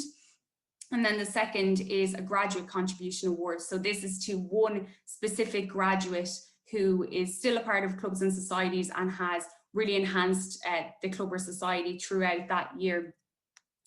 Then we also assist with events and guest speakers. Again, if you're a part of a club or society and you know of graduates who've gone on to do great things in your chosen field, or something along the lines of the society that you're a part of, that you really want to have back, maybe to give a guest speaker role or maybe a panel event, a Q&A, we're here to assist with all of that as well and make contact with those graduates so that your club and society can flourish as much as possible by inviting back these graduates. And the same goes as well, even if you're not a part of a club or society, you might be just part of your own classes group and might want to maybe get somebody back who has studied your course as well to get some words of wisdom and pieces of advice from them too. And then just almost to finish up, the last one of those, which is available to our current students, our new graduates, and of course, developed members of the alumni community, is a new initiative that we started to run last year called the Instagram Takeover. The series 1 happened last summer, and you can see the 5 graduates that we had that represent faculties of DCU. So Kevin Feely, who studied athletic training, therapy and training. Kevin now works as head performance and rehab therapist with his own clinic. We also had Jack Power, who studied Mint, Marketing, Innovation and Technology, and now works as a digital product owner at Collison, who's based over in London in the UK. Any transition year students, I know that this lady has visited a couple of schools around the country. Katie Gallagher studied the Bachelor of Religious Education and Music. Katie's now fully flourished musician and a great one at that. She's also a music teacher and the founder of her own music and drama school called Tremolo Entertainment in Ballymahon in Longford. In the middle there, Maria Kinsella. Maria studied, she's a 2-time graduate actually, studying accounting and finance for her undergrad and the master's in accounting as well. And Maria now works as an audit manager with PwC, big company. And then finally we have Fanula Moore in there, who is a journalist and a radio presenter with RTE Pulse, studying our communications course. So that was series 1 of the Instagram Takeover. I am delighted to announce that series 2 actually kicks off today, so it's perfect timing. Again, we're going to have graduates who are taking over the stories, giving us all their tips and advice for prospective students of DCU. If you are considering coming to the university to study, what tips and tricks you should know for before you get in, during your time at university, and then of course the path to your career once you're graduated too. So just giving you a flavor of a day in the life, I suppose, of their careers. So we're kicking off today's one with Connor Mailer. Connor graduated from the mechatronic engineering course at DCU and now works as a graduate mechanical engineer with ESB. So he's taking us through a day in his life in his role with ESB. So that's live on our stories at the moment at DCU Alumni if you want to have a look at that. And as I say, it's going to be running every Tuesday for the next 4 or 5 weeks. So do keep an eye on it. As I say, we have people from all the faculties of DCU who will be running you through what it looks like to be a graduate at the university and all of their highlights as well, and some pointers that you can take as well if you're considering DCU and that particular course as well to take on board with you. So I'll finish up now just by saying thank you everyone for listening. It's great to be here, and thanks so much for joining along with the TOI Open Day this morning. If you want any more information on any of the programs that were mentioned, we'd be more than happy to assist with that. You can find our website dcu.ie/alumni, and all the information that you'll need will be over there. So I will pass it back to you, Sinead. Thank you, everyone. Leanne, thank you so much for that. I just love seeing the journey that a graduate can go on and that DCU still keep in touch. And I know for some TYs today, they might be thinking, oh, that's really far away, but my goodness, does the time fly? You know, if you do go to university and all of a sudden you will be a graduate and you won't know where the time has gone. So thank you so much for giving us that overview, Leanne. And if you want to stay on the line for maybe another minute or two, if people have a question, feel free to ask Leanne. But we will carry on now into our next session, which is going to be about teaching in DCU. So we have lots of different teaching degrees on offer, and who best to tell you about them than our students. So first up, we're going to welcome Lauren Farrell into the call, who's doing early childhood education in DCU. Next up, we will have Gillian O'Moore, who was with us this morning and will be back to talk about her secondary school teaching degree. We'll also welcome Deirdre Croghan into the call, who is also studying an element of secondary school teaching in DCU. And then last but certainly not least, Olivia Sneyd, who is studying education and training in DCU. And one of our student ambassadors sends her apologies this morning. She couldn't make it to talk about primary school teaching, but she did record a video in advance. So I'll be able to show that and screen share it later so that you guys can see. How are all our ambassadors keeping? Yeah, great. I'm keeping great anyway. Good, good. How's everyone? Lauren, how are you, Deirdre? Julian? Yeah, I think everyone's in. That's great. Perfect. Thank you so much for coming along. So I think the best way to do this is to go in order of the age of the children that you teach or the people that you teach. So Lauren, we might pass over to you because you're doing early childhood education in DCU, if you want to tell us a little bit about that and everything it entails. Yeah, perfect. Thanks, Lauren. So I'm doing the Bachelor of Early Childhood Education degree in DCU at the minute. So last year's points were 440. They obviously increased a lot with the Leaving Cert. So just a little bit about the course. You'll be studying how to educate and care for young children. So it's a 4-year level 8 degree.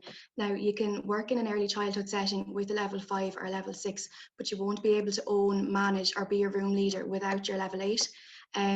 So most of our lectures take place on St. Pat's campus.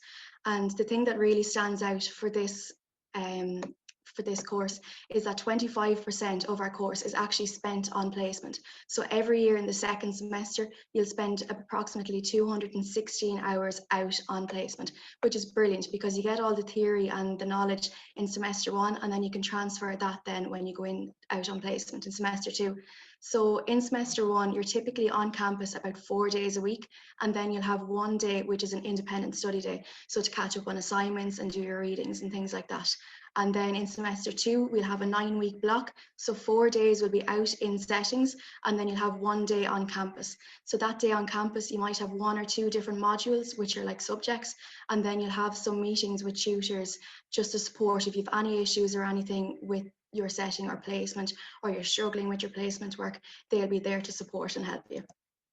So in year 1, you focus kind of on the core of early childhood education. So you learn how children learn, how they develop. And then when you move into year 2, we focus on the environment. So we learn how to create settings that children can learn and flourish in, and how to challenge them but to be developmentally appropriate. And then in year 3, we focus on diversity, equality and inclusion, and we ensure to support each child so they can reach their full potential. So we'll delve into how to deal with children that may be on the spectrum, that may have autism, that may be living in direct provision, things like that, just to make sure that they're receiving as much support as they need. And then in final year, we focus on leadership, ethics and research. So in final year, we'll also undertake a dissertation, which is your own research. So you'll do that in semester 2.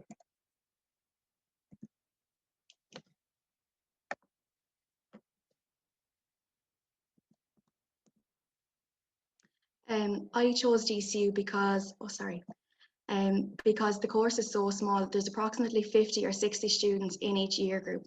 So for your big lectures, you might be in lectures like that, and then they sort of put them down a little bit smaller into the other one. So there might be about 30 in it. And then when you're on placement, you'll have smaller groups again, where there may be 10 or 15 students, which is really, really helpful. If you have any problems or anything, you can feel free to speak out. And DCU is an internationally recognised university. You can travel anywhere with your degree. Like you can travel to Australia, New Zealand, wherever you like to work with your degree, and it will be recognised. 25% of our course is spent on placement, which I mentioned, which is amazing because you gain so much practical knowledge that you wouldn't be able to learn in the classroom. And also I'm using this as a back route into the primary school education. So we learn a lot about the development of the child. We learn a lot about 0 to kind of 5 years old. So that's transferable then into junior and senior infants as well. So if you choose to do this course, it's so broad and there's so many different career paths that you can take. So you can graduate and become an early childhood educator. So you can work in a play school, in a NENERA, as a Montessori teacher. You can also become a manager, a room leader, or an owner of a setting. You can work as an SNA. We undertake modules that delve into the special educational needs of young children. You can work in city and county childcare committees, in voluntary organisations such as Barnardo's and Bardstown, which we actually got to do placement this year with Bardstown, which was absolutely fantastic. And we've actually, I know a few people have been offered jobs as well for the summer as activity leaders, which is fantastic. You can also choose to work in statutory bodies such as TUSLA and the Department of Education and Skills, or you can continue your study and research to do the PME, which is the Masters in Primary Education. You can do your Masters in Early Childhood Education. You can become a speech and language therapist, a play therapist. You can become an inspector. If you graduate and you have a few years experience, you can also become an inspector, a specialist, or you can continue your training and you can lecture level 5 early years education as well. We also have the option for Erasmus as well in the second semester of 3rd year. So you can go out to Stavanger in Norway or Belgium, and you spend the whole semester out there on placement and experiencing college life out there. So if you have any questions, you can send us messages on Unibuddy, or Marlene's email is there as well. That's great. Thanks, Lauren. And Lauren will be on the line for another couple of minutes. If you do have a question, just pop it in the Q&A box and we'll be able to get back to you. So as I said, our primary school teacher representative wasn't able to make it today, but we do have a recording. So I'm going to attempt to play this video. I know sometimes Zoom doesn't agree with video, so you might just let me know if you can see and hear this. Hi everybody, my name is Ellen. I'm a final year Bachelor of Education student in DCU, and today I'm going to be telling you all about this course. So this is the course that you do if you want to become a primary school teacher. It is a 4-year course, and the CEO points last year were about 488, but in previous years, pre-2020 and all the new systems, and the average points is 460, 465, but points change all the time, so who knows what they'll be in the future. And one of the things I love about this course is that it is based on the St. Patrick's campus, which is in Drumcondra. So DCU has 3 different campuses, and this one is primarily based on the St. Patrick's one. So I have some pictures here of our lovely campus. This top picture up here, this is our lovely library, and this is one of my favorite parts of the campus. It has 4 different floors. Bottom floor has a Starbucks, which is a nice place for you to chill out. And then the top 3 floors are kind of study space and resources. So there's a whole floor that has loads of stuff for primary school teaching. So like all the kids' textbooks and novels. They also can rent like boxes of music instruments and story stacks and things like that to help you if you're on placement or doing a different project or assignment that you need that stuff. I also love that the library has those little like bean bags and chairs and stuff dotted around the place that you can just go there and kind of chill out, read a book, or watch something on your phone or something if you just want a bit of quiet time during the day. And then this is a picture of the older part of the campus. And what I love is that the St. Patrick's campus is kind of a mix of old and new, and you kind of get the best of both worlds because you'll be using some of the older rooms that are there, have so much history in them for being there such a long time, and then also you have some of the more lovely modern new parts of it like this as well. And so school placement is a big part of our course. It's or some people you might have heard refer to it as teaching practice. It's where you graduate out into a school for a couple of weeks and you are just teaching some kids and just like being a teacher essentially. You do this every single year for a smaller amount of time in first year than you will do in fourth year, with a younger class in first year, and then you get another class in second year, and then mixed classes in third and fourth year. And these are just some pictures of some things that I have done on my last couple of placements, and it's just like a really brilliant opportunity to get to actually be a teacher and learn what it's like to actually be in a classroom and make sure that this is the career that you want. And then I'm just briefly going to talk about the Gaeltacht. Obviously you need higher level Irish to do this course. So there is an emphasis on Irish for when you're teaching. So this really comes through in terms of going to the Gaeltacht. So none of our other modules or anything are through Irish, so you don't need to worry about that. But we do an Irish module each year that's just based on keeping up your Irish from leaving cert. It's absolutely fine. And then we do an Irish module each year about teaching Irish. And then we also go to the Gaeltacht. So no matter what teaching course you're going to do in Ireland for primary school teaching, you have to spend 4 weeks in the Gaeltacht. DCU chooses to do this in first and third year. It's usually around Easter, but that can change. And obviously with COVID, this year we were online for the Gaeltacht, which I actually really enjoyed as well. And yeah, there's loads of different locations around the country and you get to go with your friends, and it's a really great opportunity to sort of bond with your friends, get to know people a bit better and have some different experiences. It's completely different going when you're in secondary school, and you have a lot more freedom and free time to really just get to know the area that you're in. So yeah, there's some of the highlights of the course and just a really brief overview of some of the things that we do. Hopefully that has been enough that if you're thinking about putting it down on your CAO or thinking about looking into it for the future, that it might give you an idea of what kind of things happen in our course. Thanks so much for watching today, guys. I almost thanked Ellen as if she was actually in the room, but if you do want to get in contact with Ellen, please do let us know, and we'll be able to forward on any questions. So I think next we'll move on to secondary school teaching degrees. So Deirdre, would you like to come in and chat about the course that you're currently studying in DCU at the minute? Yeah. Thanks, Emil. I'll just share my screen now. Yeah, looks great. Thank you. So, hi everyone. My name is Deirdre and I am, just in nearly finished first year of the Bachelor of Education in Gaeilge and French or German or Spanish. And this is obviously a post-primary degree. So to give a quick overview then, it's a 4-year course, level 8. The CAO points in 2020 were 419. The requirements are a H3 in Gaeilge and a H3 in your modern foreign language. So every student studies Gaeilge and then everyone picks one second language, so French or German or Spanish. And it's really important that you love both, or you like both Gaeilge and your modern foreign language equally, because the course is 50-50 between them. And also your Gaeilge lectures are delivered through Gaeilge and your modern foreign language lectures are delivered through French or German or Spanish. So there's lots of opportunity to get to know people. There's lots of group projects and collaborative work. And there's a small class, there's 35 of us this year, so we got to know each other in no time.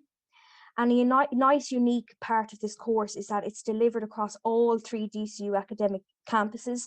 So you get to know all of DCU area and you get to work with loads of different schools within DCU and lecturers.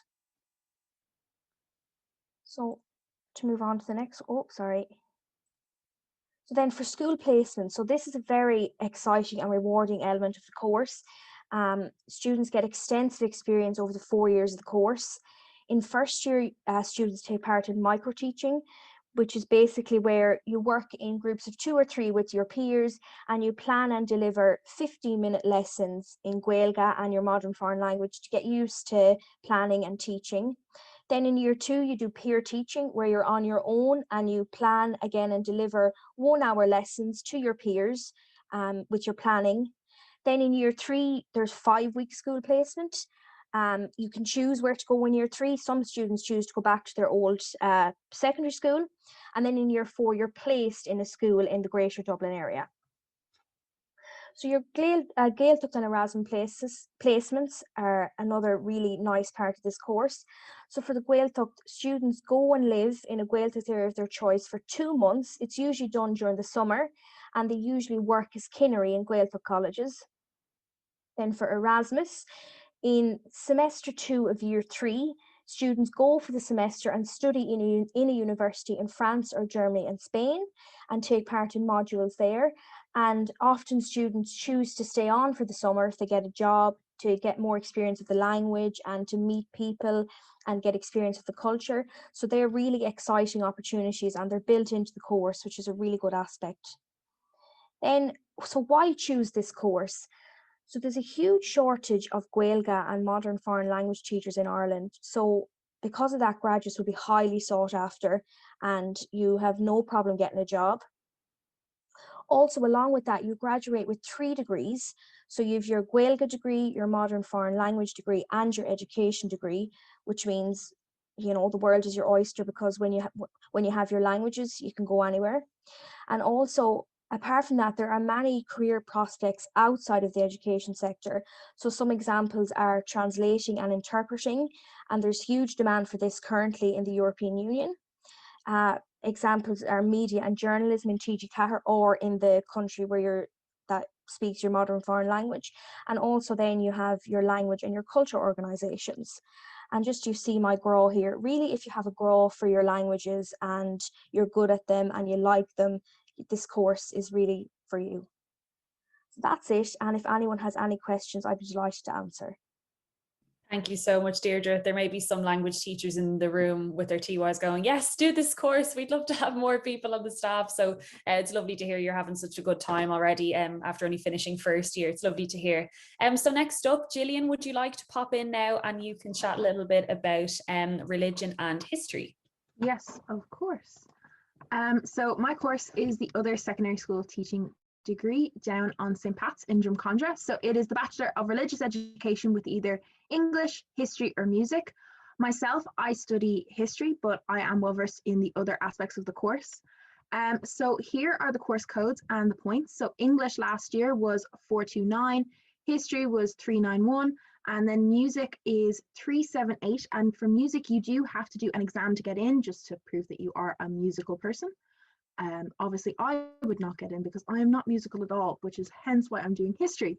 So what do you need to know about this course? So it's mainly based down in St. Pat's with the other teaching degrees.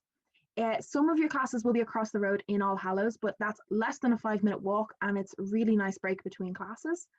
Your classes will be in history, what your elective. So for me, it's history or music or English, education, and then religion.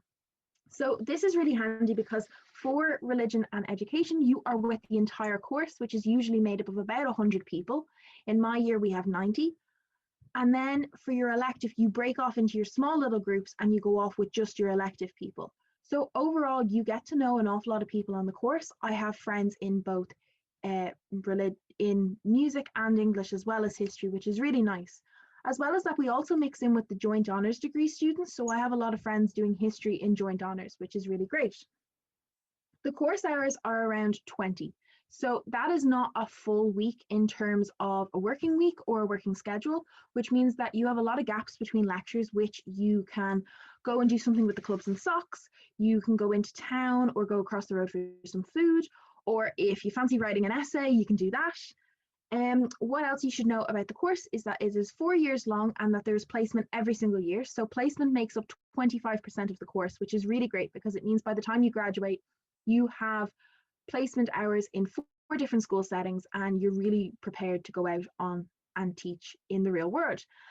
As well as that, you also get to experience an awful lot of different things. So for me, why I picked this course was I like the aspect that I would be able to graduate with a secondary school teaching degree from this course. So you can graduate from this course and get a job straight away, or you can continue studying, or you can travel with this degree as it is recognized all over the world. You'll just have to make sure that before you go work in a school in, we'll say, Germany, that they do teach these subjects.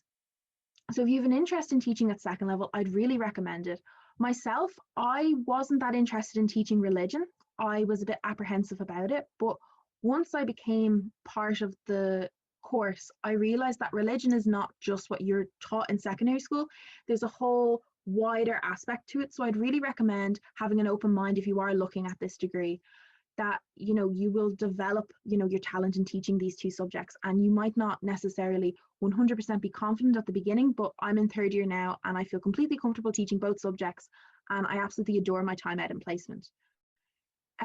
As well as that, you will have to, as I said, for music, have to do a exam to get in. So that is a written exam and then a practical exam, just to show that you understand music theory and music knowledge, which is really great. So I'd 100% recommend this degree if you have an interest in teaching at second level. I myself did not know if I wanted to teach at second level or in primary level, but I'm really glad that I've picked this degree, because our lecturers, the majority of them actually did this course when they were in college, and now they're back teaching us. So they understand where we are as students and where we will move to as teachers, which is really lovely. And they offer so much advice. And because we're based down in Drumcondra, we're around a whole load of other schools, which means that the schools come in and we teach them in front of their teachers and in front of the lecturers, and we get lots of advice, which is really great. It's a great aspect of the course. So that is all from me. If you have any questions, please do send them on. All the ambassadors in DCU are on you. You can talk to us there. And yeah, thank you. Thank you very much, Gillian. And again, the ambassadors will be online for another couple of minutes if you do have any specific questions. So next up, we have Olivia Snade studying education and training in DCU. Olivia, do you have Gillian has your slides. Yeah, Gillian. Brilliant. Thanks a million, Sinead and Gillian, for that. So my name is Olivia and I am in my final year of education and training. You can probably tell I'm in final year with the stressed head on me. So yeah, no, just kind of before I start, I just came up with, well, I didn't come up with the quote, Terry came up with the quote, that everyone in some respect is a teacher, and some just work harder to do better at it. So maybe you are sitting there and you're undertaking your GASHCA, or you will in the future. So maybe if you're involved with any of your local kind of GA teams, or whether it be like any kind of sport or anything, whether it be scouts, you are in fact teaching. So I remember when I was younger, I was a bit like, oh, I don't think I could be a teacher, but we are literally, everyone is doing it every day without even noticing. So just in terms of education and training, it is either a 3 or 4 year degree.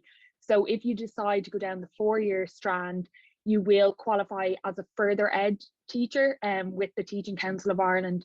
So with further ed, that is any of the further ed colleges. So you have Whitehall, Cláiste Dúlaich, Cláiste Ida, and it's anywhere that offers a level 6 or below on the national framework. So when you come into university, it may be a level 7 or 8, and then obviously you go up on the framework. So I myself, I'm doing the 4 years. If you do 3 years, a lot of people that tend to do the 3 years are hoping to go into primary education or a different form of education. So in terms of what we do in first year, we like similar to Lauren and Deirdre, we do micro teaching. So micro teaching is brilliant. It's like, it sounds a bit nerve-wracking at the start. So you will pick a subject on anything that you want to teach, and you will literally just teach it for maybe 5 to 10 minutes along with a partner. It's recorded, and then you watch it back just for like development to see where like you did very well, or where maybe you need to improve on. So that's like really beneficial and stuff. Then in second year, we have a placement in second semester for the full 12 to 13 weeks, depending on the academic calendar. So for mine, I went and I worked with students who would come from different countries, so all over Europe, as far as Thailand, who were hoping to go into mainstream education here in Ireland. So I worked with them. I loved it. It was just such an eye opener to see, you know, like to meet different people from so many different countries. But you can go anywhere in that placement. So a lot of my kind of friends and other classmates went back to their own primary school. So then you do a reflection on it. It's like really beneficial. And then this is where then you decide which strand you want. Would you like to go down the further ed, or would you just like to remain with the education and training? So for my whole year of placement, I went to the CRC, so the Central Remedial Clinic, and I worked in the training units there. So I worked with adults who had additional needs, and I loved it. It was definitely something I would love to do in the future. And then in final year, we have our thesis and different stuff like that. I won't get too bogged down on final year because I'll just upset myself. But in terms of education and training, it's so broad on where you can go from it. Like there is the training element. So if you wanted to maybe work in the corporate world and go in and teach or train even, employees and stuff, that's definitely a strand you can go in. You can always go on and do further kind of studies. So again, a huge kind of cohort, so a group of classmates of mine are hoping to do primary teaching. We, you know, education and training gives you a great foundation in education. So we do different modules like classroom management, so how you manage different behavior in the classroom. And it's just a great way of, because like I said, you know, not everyone wants to or knows what they want to do straight off the bat. So if it is a thing that you're sitting there and you're saying to yourself, do you know what, I would love to be a teacher, but I just don't know which kind of area I want to go to just yet, I would strongly suggest education and training, because it gives you that kind of 3 to 4 years to kind of learn about yourself and learn what you are interested in. So in terms of places, you're looking at 60, so it's a lovely small tight-knit course. Like you get to know your lecturers on like you build up a great rapport with them over the years. In terms of contact hours, so they are the hours that you're in lectures or tutorials, you're looking at maybe 12 to 15, and then that's obviously on top of assignments and different kind of coursework. So similar to Gillian, it's brilliant because it allows you to kind of get that university experience, whether that be joining different societies. It's, you know, it's a great course in that sense. And like Gillian said, if, you know, you've probably been bombarded with a lot of information and your mind is probably running, and that's okay, that's allowed.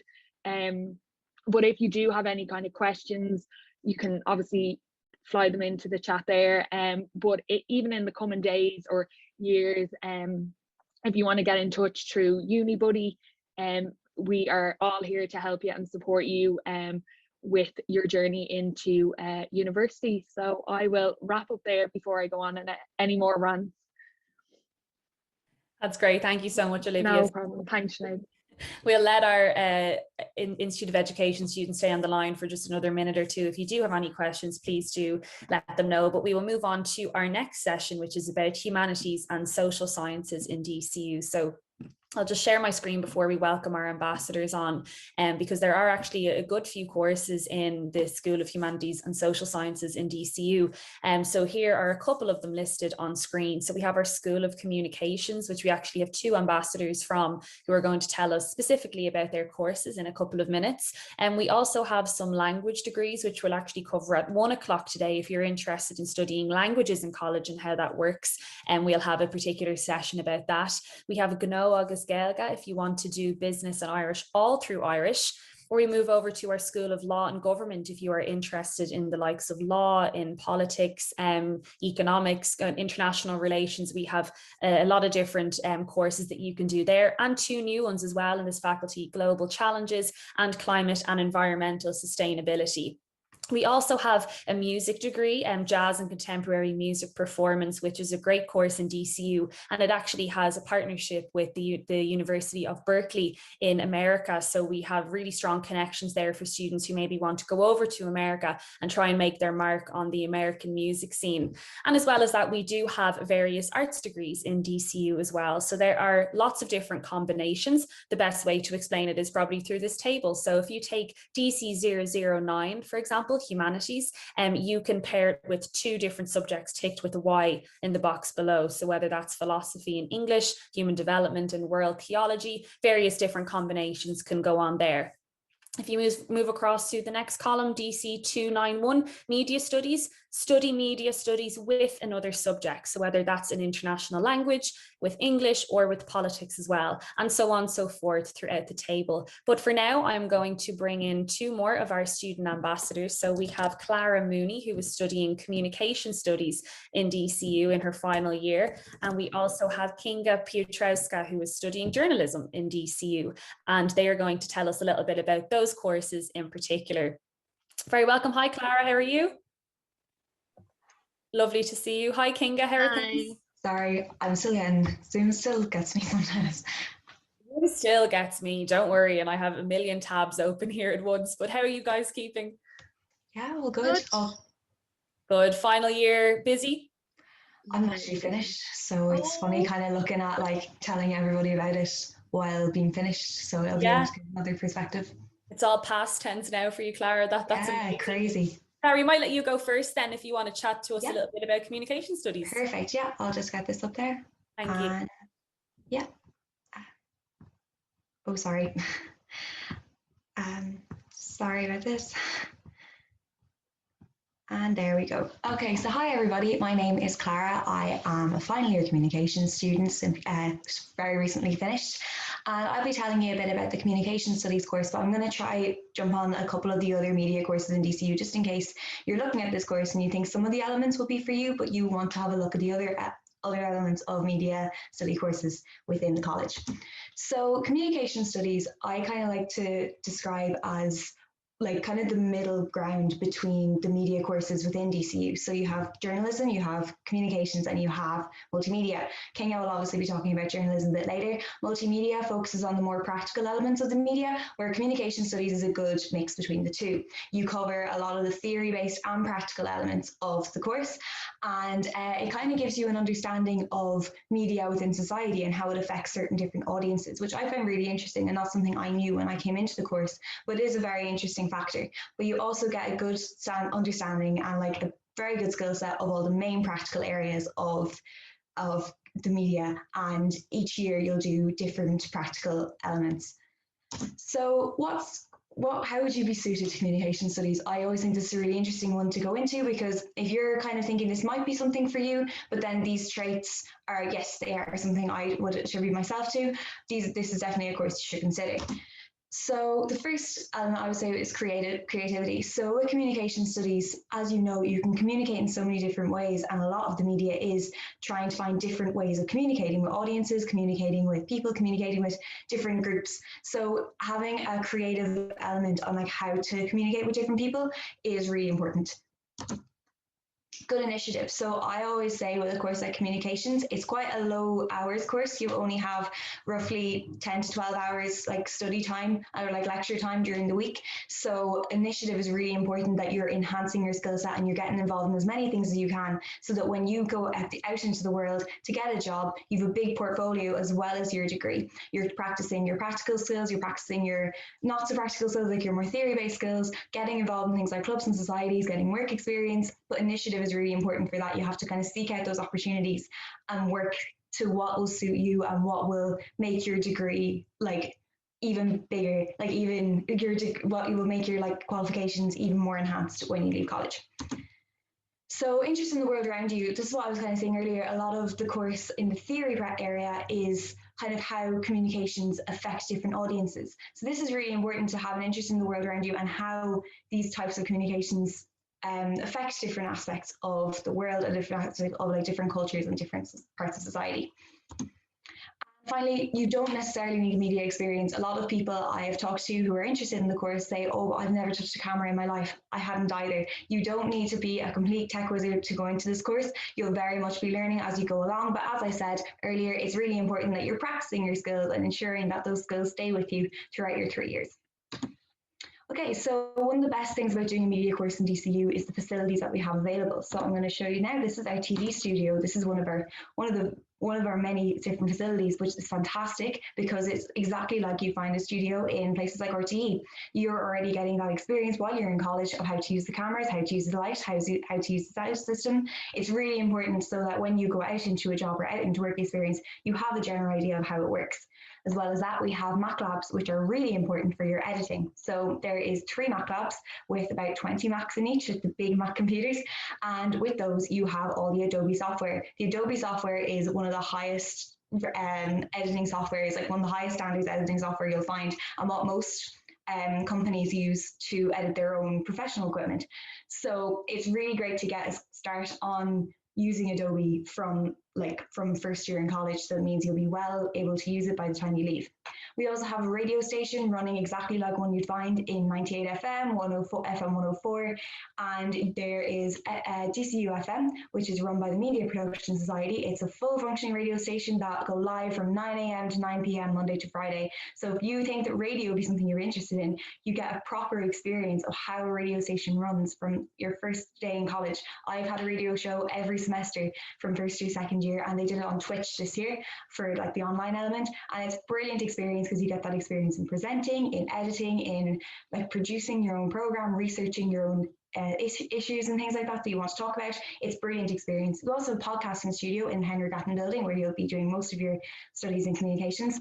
There's also a photography studio where you'll be doing your photography module in second year, and then as well as that you have the equipment loaning services. So the equipment loaning services is an excellent facility. It means that you can take out loan of different cameras, different mics, different equipment that you may need but may not have the means to buy yourself.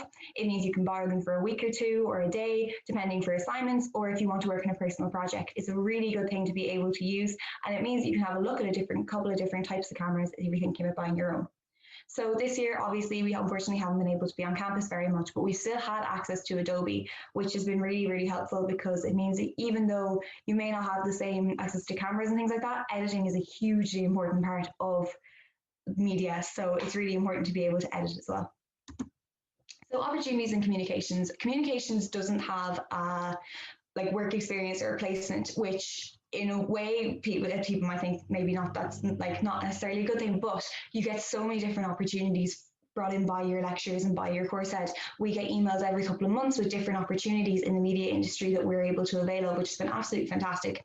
In my first semester, first year, I got to work on Ireland's Got Talent that was being filmed in the Helix, and it was an incredible experience to be actually running around a real live television show and working with the judges, working with the producers, working with the tech managers. It was really, really good experience and really hands-on that really got me really interested in television production. You also have MPS internships. So the Media Production Society, MPS, runs 3 internships throughout the summer. So they have them in video production, graphic design, and marketing, which are really important and different elements that you can go into with a communications degree. And it's great that you can do that right here in DCU and be doing things like I'm doing now, enticing new students to come to the college.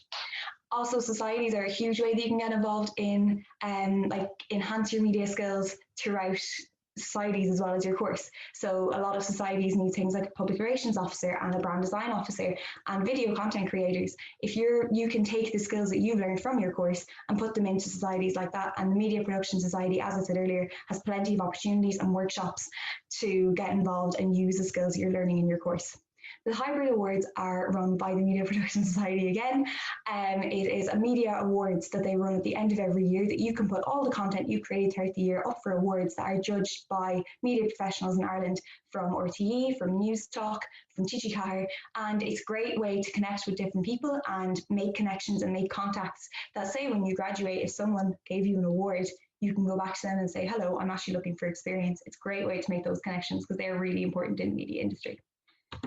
So I feel like I flew through that, but I think communications in the best way possible is if you want to go into the media industry, but you're not exactly sure which route to go through. You have so many different areas that you can gain a skill set in and then narrow your interest to make yourself more likable to this particular field. So I would really recommend it. And if you have any questions at all, please give me a buzz on. You can talk to me in the chat or in Unibuddy. Thank you very much. Thank you, Clara's brilliant presentation. We'll pass it over to Kinga now, but Clara will be on the line for another couple of minutes if you do have questions about communication studies. So Kinga, take it away for journalism at DCU. Let me share screen.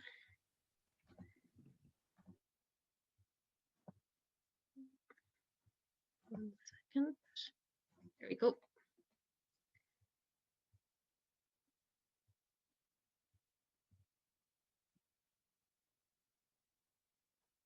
Let's hope my Wi-Fi is faster than this. Yeah, there we go.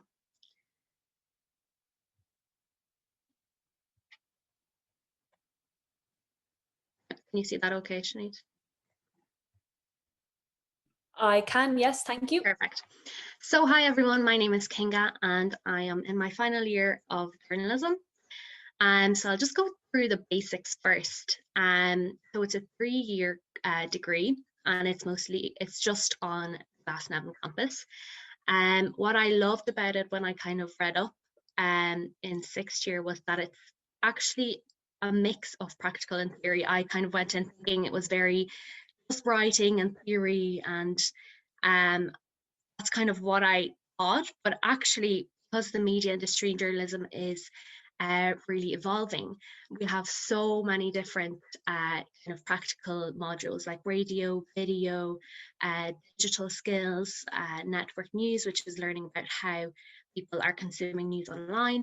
So there's definitely, you know, more a kind of a good mix of the two, so you're never really bored. And what you need to get into the course is the minimum points are 401, and then you need a H4 in English. Another thing I would say is kind of keep your options open. I did a PLC in journalism and digital media in Marino College of Further Education because I wasn't really sure if I wanted to do communications or journalism. And also, if you don't get the points or H4 in English, you know, things happen, just to keep your options open, and you can get into DCU with PLCs as well. So another thing that I think is really good about the journalism course is its relationship with the media industry. So we've had, I think every semester since first year, we've had guest lectures from RT, News Talk radio stations, Virgin Media. We had Sean Defoe a few weeks ago. I think that's really, really important because journalism, you kind of really need to build up a contacts list, and you really need to network in order to get, you know people in the industry. So DCU has been ranked top 200 communication schools internationally, which is really, really good. And it's the only Irish media communications school in the QS ranking. So again, we're really kind of experts in the field, which is great if you're interested. So I picked out a few modules that what you study. So obviously there's way more. You could go on the DCU website to find out more. Just a few to kind of give you a sense of the mix of theory and practical modules you could do. So in first year, you start off with kind of basics. Again, lots of people say, do I need to have an idea of what journalism genre I need to go in? So some people are straight off, I'm in sport and sport is all I love, or some people are like arts, this is kind of what I'm going into. But I personally had kind of no idea what I wanted to. I was more interested in TV, radio, but I wasn't sure which one. So first year, you really get a sense and a taste of all kind of different modules, which is great because you can start building up your kind of confidence in the thing you really want to do. So you start off with news writing, kind of learning about what journalism is, basics of writing, and that kind of, you get a slow introduction. In the second year, you get to pick more, you have more optional modules.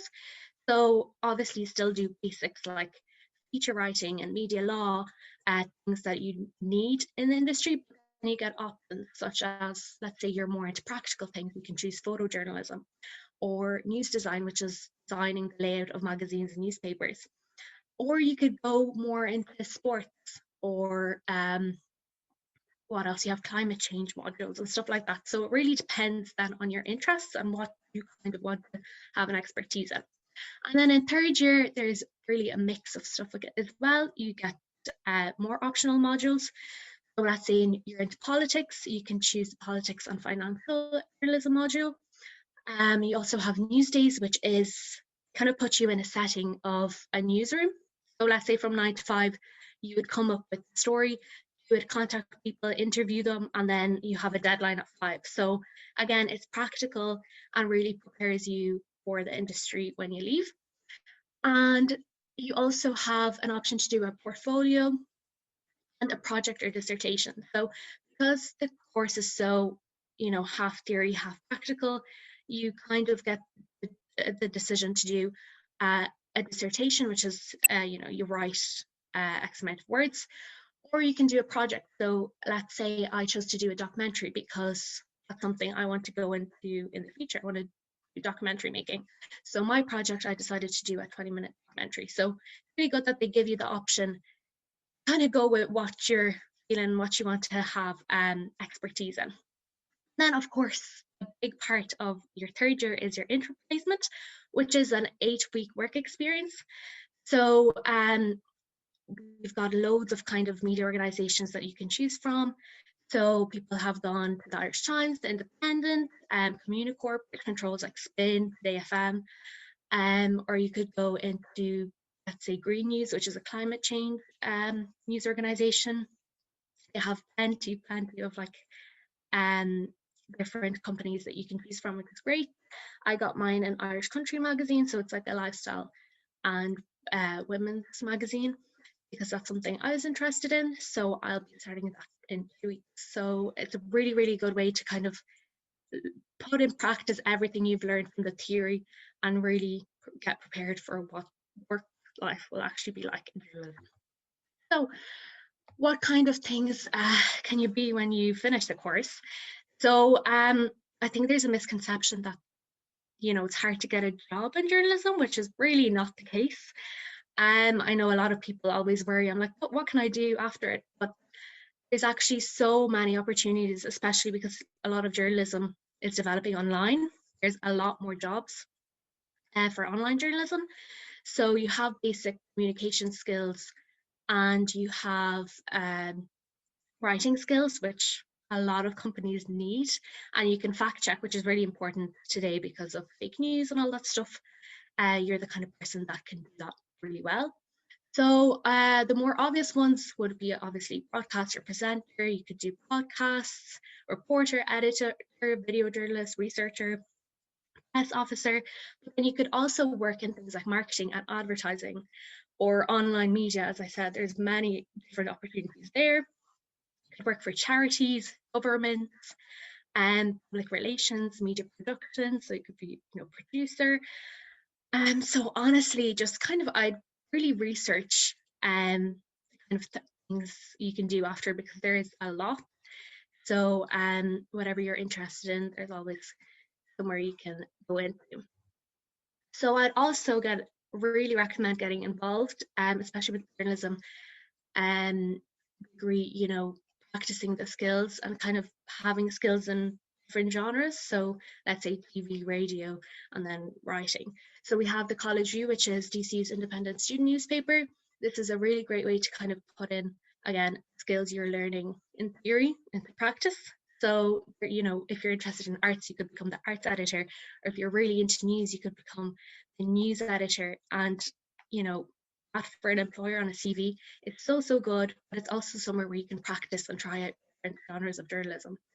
Again, MPS Media Production Society, what Clara mentioned, you know, you can go on and do your radio shows, you can practice your TV presenting skills, business to camera, you know, when you see RT, they, you know, they look into the camera and they say short beats, you can really do that in the TV studio.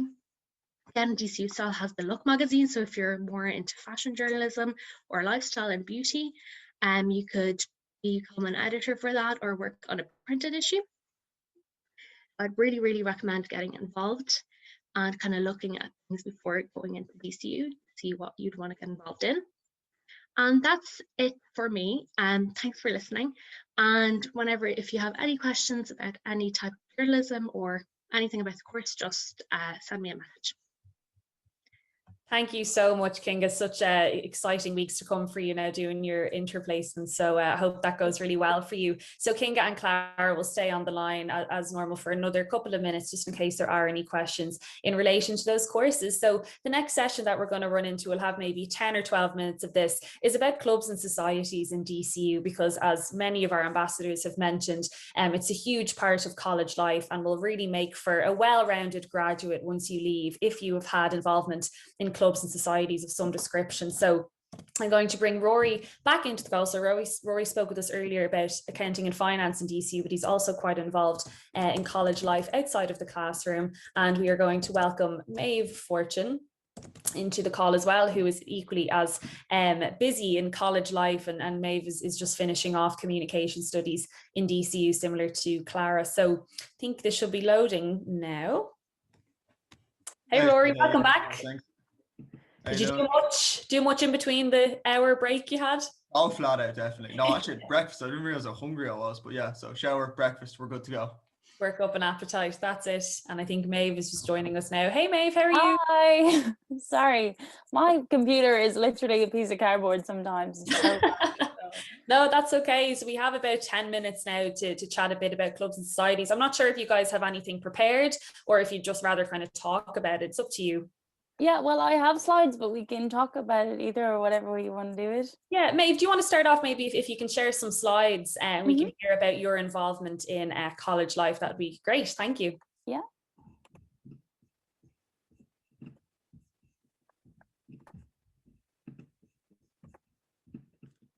Now, can you see anything? It's on its way, I think. Perfect. That's working, Maeve. Thank you. Perfect. Okay. So yeah, we're going to talk about clubs and societies in DCU, which are a really huge part of DCU, I think, and have been from my experience anyways. So just a quick run through, there's over 130 clubs and societies in DCU, which means there's really something for absolutely everybody. These are just some examples. So there's like photography, drama, glee, anything to gospel choir, coffee sock, tea sock. There's also clubs then, so they kind of more revolve around the sports like tennis, basketball, but there's also, you know, things like surf and sail. And I think one of the best things about DCU in terms of clubs and societies is if you can't find something that suits you, you can just start your own, which is really exciting, and find people with like-minded interests and start your own society. It's very easy. I did it when I was in first year. We started the Eurovision Society. I don't know if Eurovision is cool anymore or if it ever was, but yeah, I think that's one of the best things about DCU is how supported clubs and societies are and how respected they are, and it doesn't have to be something you choose between your course and this. It can be something that adds to it. Just some that I was involved in. I'm a communication studies student, which means like I do a lot of work in media, but I chose to join the Raising and Giving Society just to have something kind of different to do.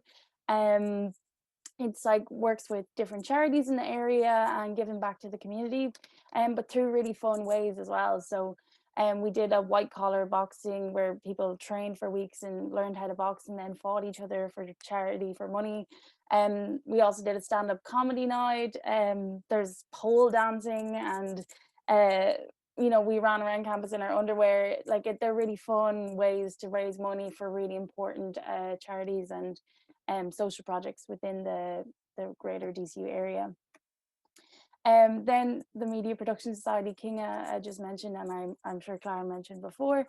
I was the chair of this society, which means I was like top dog. I'm actually wearing the merchandise at the minute just to promote a little bit further, but I chose this society to get involved with because it kind of complemented my course. Being a communications study student, we do a lot of media theory and practical as well, but I kind of wanted even more practical elements. So within this, there's a radio studio, an industry standard radio studio, and you can have your own radio show and make your own podcasts if that's something you're interested in. There's also a whole TV section, which we always run a 24-hour broadcast where we basically live stream for 24 hours straight for a charity as well.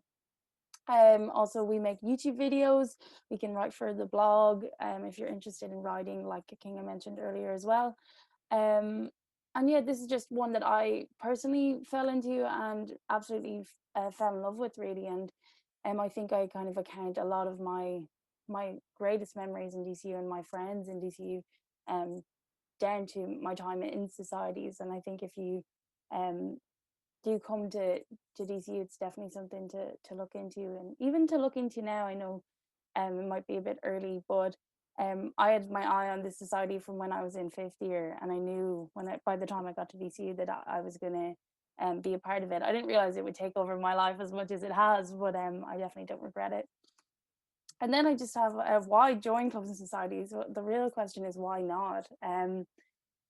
They're just examples of 2 societies I've been involved in, but there's really like amazing facilities and crazy events with absolutely every society. You know, if you're into dance or drama or Dungeons and Dragons or whatever it is, each society gets to create their own kind of calendar of events, and you'll find like-minded people, you make friends. There's also usually opportunities to go on trips abroad. I've been to Budapest and Berlin now with different societies. I know maybe a lot of you might not be thinking about career things just yet, but it really looks great on the CV as well, and you learn a lot of skills from teamwork to responsibility. It really gave me a whole sense of confidence that I didn't really have coming into college. And if you are into clubs, I'm not that well versed in clubs. Maybe Rory will be able to talk about that a little bit more in a minute. You know, you're competing at the highest level as well, and against all the other colleges around Ireland. So it's like really, really fantastic opportunities for you outside of your course, and it's a really fun way to make friends. I will then pass you over to Rory. Thanks, Maeve. No, so yeah, like, look, Maeve's the queen of clubs and socks really in DCU. I think she's involved in absolutely everything, so there's no better person to ask any questions to if you do have them. I think I'll hop in really with my biggest thing would probably be DCU soccer. So last year I was treasurer of DCU soccer. So in first year I just played, and it's a good point to make that coming in, like, I was always quite bang average at football. I wasn't quite making the United trials, but no, I was decent, but never quite great. And there was a team for me in DCU. Like my friends, there's friends who were absolute crap at soccer, but just wanted to play. There was a team for them. And I have friends who were looking for the United and West Ham trials and all those big teams. And there was a team for them. The point is, there's something there for everyone. So really, don't let your ability ever make you think I won't get involved in one of these clubs or anything like that. Really, if you just want to do it and you want to put in the time, you will find something there for you. So it is a good point to make. So in DC soccer, talk about a bit more like kind of what the committees do, because it can be quite confusing. Because I know when I was coming in, I assumed that there was maybe like some kind of like, I don't know, teacher or something coming from secondary school that they would help run it. But really, it's all student run, which is really cool. So I was the treasurer, meaning I did like the club budgets. I took after like all our payments. I look after the receipts, the invoices, things like that. All the stuff that you grow up dreaming about, really, if I'm being fully honest. No, maybe not really. But it was all good stuff for me. But main thing was, it was actually a really cool experience. And in my interviews this year, a lot of them were asking specifically about that experience. So I know it's very early to think about careers, but it is really practical hands-on experience that you get with these clubs and societies. So then also I was chair this year. So that's looking after the overall running society. And like Maeve said about the competitions, entering DCU soccer into these competitions. We won the Collingwood Cup when it was last on a few years ago. So it's actually a real shame that Collingwood happened, because it would have been great to see if we could do a double with that team. But unfortunately, they've all kind of graduated now. So that's a real shame. But yeah, DCU soccer, a lot of fun. I would recommend, if you're soccer, rugby, Gaelic, whatever it may be, please do get involved, and it'll be a lot of fun for you. Student business consulting, if you're talking a career one, this is literally that, like, summed up. This focuses on helping students who, particularly in my course, we didn't have any work experience. It was just the 3 years. I'm not sure if anyone was in the talk earlier, but A&F is just 3 years with no fourth year, where like kind of it's usually third year they have intra, which is where you go off and work, or maybe a year abroad. And in A&F we didn't have that. So this is where this society came in really useful for me, in that you go off and you work with a partner company. So it's, once again, run all by students. This year I was chairing it, so I set up 2 companies that we work with. We organize the students into teams, and they go off and they literally act as a consulting company. The company will approach them a problem and they'll say, For example, we had Stampify this year, who are a charity. They have an app, and they weren't hitting the college demographic. So the team's job was to troubleshoot, why isn't it reaching the demographic? Is there anything in the app they can improve? Is there anything in the advertising they can improve in the marketing aspect? And that's what the team have been working on through the year. So practical experience working in a team and such. And it actually, once again, it's another one that companies love to see. So I wouldn't say do clubs and socks just for the companies. Obviously do it to get involved and enjoy it, but it doesn't hurt that if you're able to bring it up in an interview a few years later. NFL Society, just talked about the NFL stuff. That was a lot of fun. It's only a new society as well, and I think it's kind of becoming more popular over here, which is good. So if anyone is interested, there's a society for that, and I guarantee you that any interest you have, there's most likely a society for it, or a club, I should say. I know Maeve had the page at the start there, but really, and once again, if you would like to start something yourself, it's great to do. There's nothing better than starting off your own society. I know SBC, the Student Business, so that's a very small society. And it's so cool running a society with your friends, because once again, there's no one really telling you what to do. You have the free reign of it. Obviously, you can't go off and embezzle millions, but like within reason. But it is a lot of fun to run. Food Society, no prizes for guessing. It's mainly centered around food. And I also got involved in the Politics Society, but unfortunately, I didn't really make any of the meetings. And that's another thing. If you think you might in any way be remotely interested, guys, just join it, because I guarantee you the worst case is you just don't go to the meeting and you waste, I think it's your €2 or something. Get involved, honestly. And I mean, I tried Ultimate Frisbee because I know my cousins were mad into it. I was crap at it, didn't go to any meetings after that for a while. Then there was, what's the other one? There was another one I joined that I just never went in, got involved with. But then on the other flip side of that, so there's the ones that I joined and never got involved with. Then you have DC Soccer and SBC, which I got really involved in. And they are two things that I'm probably going to look back on DCU as like two of my absolute highlights. So with clubs and socks, there's both ends of the scale. So find your top end. And I think that's me done. That's great. Thank you guys so much. Rory and Maeve will stay on the line as per for another couple of minutes. If you do have any questions, there are a couple coming in about various clubs and societies. So if you can answer them, Rory and Maeve, work away. You can type the answer there into the Q&A, or we can find out some more information and send it on to you. So I'll just change around some of the roles here, and we will move into our next session, which is about the Faculty of Science and Health in DCU. So as per, I will share my screen so that you can see the various different courses that we have on offer, and then we're going to have two students come in to talk to us about their particular experiences in their courses. So as you can see, there are quite a few different courses in the Faculty of Science and Health in DCU, and they're kind of broken down into their different schools. So we have a couple of different nursing courses in DCU. If you were interested, you could do general nursing to become a nurse and work in any general hospital in the world, or you could go into a more specific strand of nursing if that's what you preferred, like mental health nursing, intellectual disability nursing, or we also have an integrated degree. So if you want to do 2 in 1, you could do children's and general nursing, which will allow you to work in either sectors once you finish up in DCU. And as well as that, we have health and society, if you want to take a look at health from a more social and political point of view. So maybe you might be looking at the homelessness crisis in Ireland, or about the effects of drugs in society, you know, people going to therapy, dealing with trauma and different things like that. We do also have some sports related courses, and we're going to have Cian in the call in a minute who will talk about sports science and health, but there are a couple of them there. And we also have PE and biology and PE with maths, which are 2 secondary school teaching degrees. So if you want to become a teacher for those subjects, you can do that in DCU. We also have some chemistry related degrees in DCU in the School of Chemical Sciences. You can see we have analytical science, chemical and pharmaceutical sciences, a new course, chemistry with AI, which will be starting from September, a course focused on the environment, so environmental science and technology, and another teaching degree, science education, which will allow you to become a junior cert science and maths teacher, and also teach 2 leaving cert science subjects as well. Then we have our biology related degrees, and Niamh will be on the call in a minute to talk about genetics and cell biology in particular, but you can see a list of them there. Next slide over, then we have some physics related degrees, probably sensing a pattern there. You can do general entry into physics and then choose a strand that you want to go into. We have some maths degrees as well in DCU, actuarial maths, if you want to go on to become an actuary, you know, and work with risk basically. So whether that is in insurance, banking or healthcare, various different job opportunities there, or financial maths if you were interested in working with finance. So maybe you want to investigate stocks on the stock market, or, you know, dealing with government bonds or investment portfolios, all those, you know, hefty money related jobs. Or then finally, we have some psychology degrees. So we have a general psychology degree in DCU, or 2 new courses up and coming, psychology and maths, and psychology and disruptive technologies. But I will pass it over now to our students who are going to chat about their own experiences. So Cian Sutcliffe is going to join the call now, and also Niamh Quinlan. You guys are very, very welcome. I hope you're keeping well and that you can see and hear me okay. Hey Niamh, how are you? I'm good, how are you? I can see you, not too bad at all. Thanks for coming along. And hey Cian, good morning, how are you? Hi, how are you? Good morning. It's actually the afternoon at this point. The day is absolutely flying in. So thank you very much for coming along this morning. We've a great number of attendees in to hear about your courses. So Niamh, would you like to go first and chat to us a bit about genetics and cell biology? Yeah, I'll just share my screen there. Thank you, Niamh.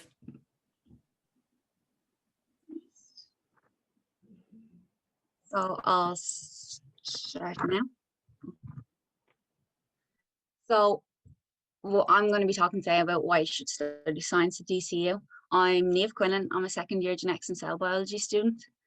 And what I wanted to start off is like why study at DCU at all. So like we're forcing Ireland and 19th in the world for graduate employability. 92% of graduates are employed or in further education within 6 months of graduating. We're the #1 university in Ireland for careers advice and work experience. We have the best student to academic staff ratio in Ireland. I think it's like 11 students to 1 academic staff here. And over 70% of students do an internship or study abroad during their bachelor's degree. So I would think the careers advice and the work experience are probably one of the main factors of why I chose DCU, because their intro program, it gives you like 6 to 9 months of experience within like your chosen field. So you'll have like such a step up once you leave the college, and you'll have connections already before you've even graduated with your degree.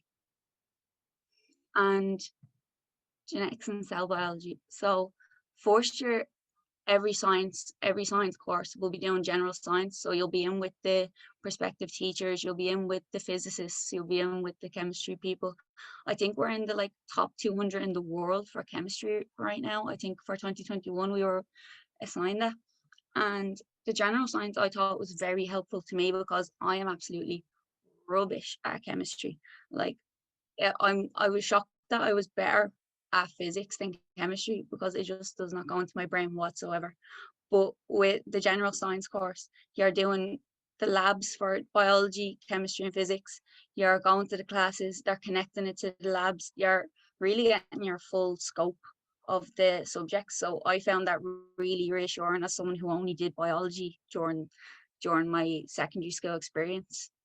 And then once you move on to second year, you're getting more of a like laser focus on your actual course. So right now I'm focused on microbiology, genetics, and biochemistry labs, as well as my coding. So I'll probably talk about that a bit after this because that's like my favorite thing about my course right now.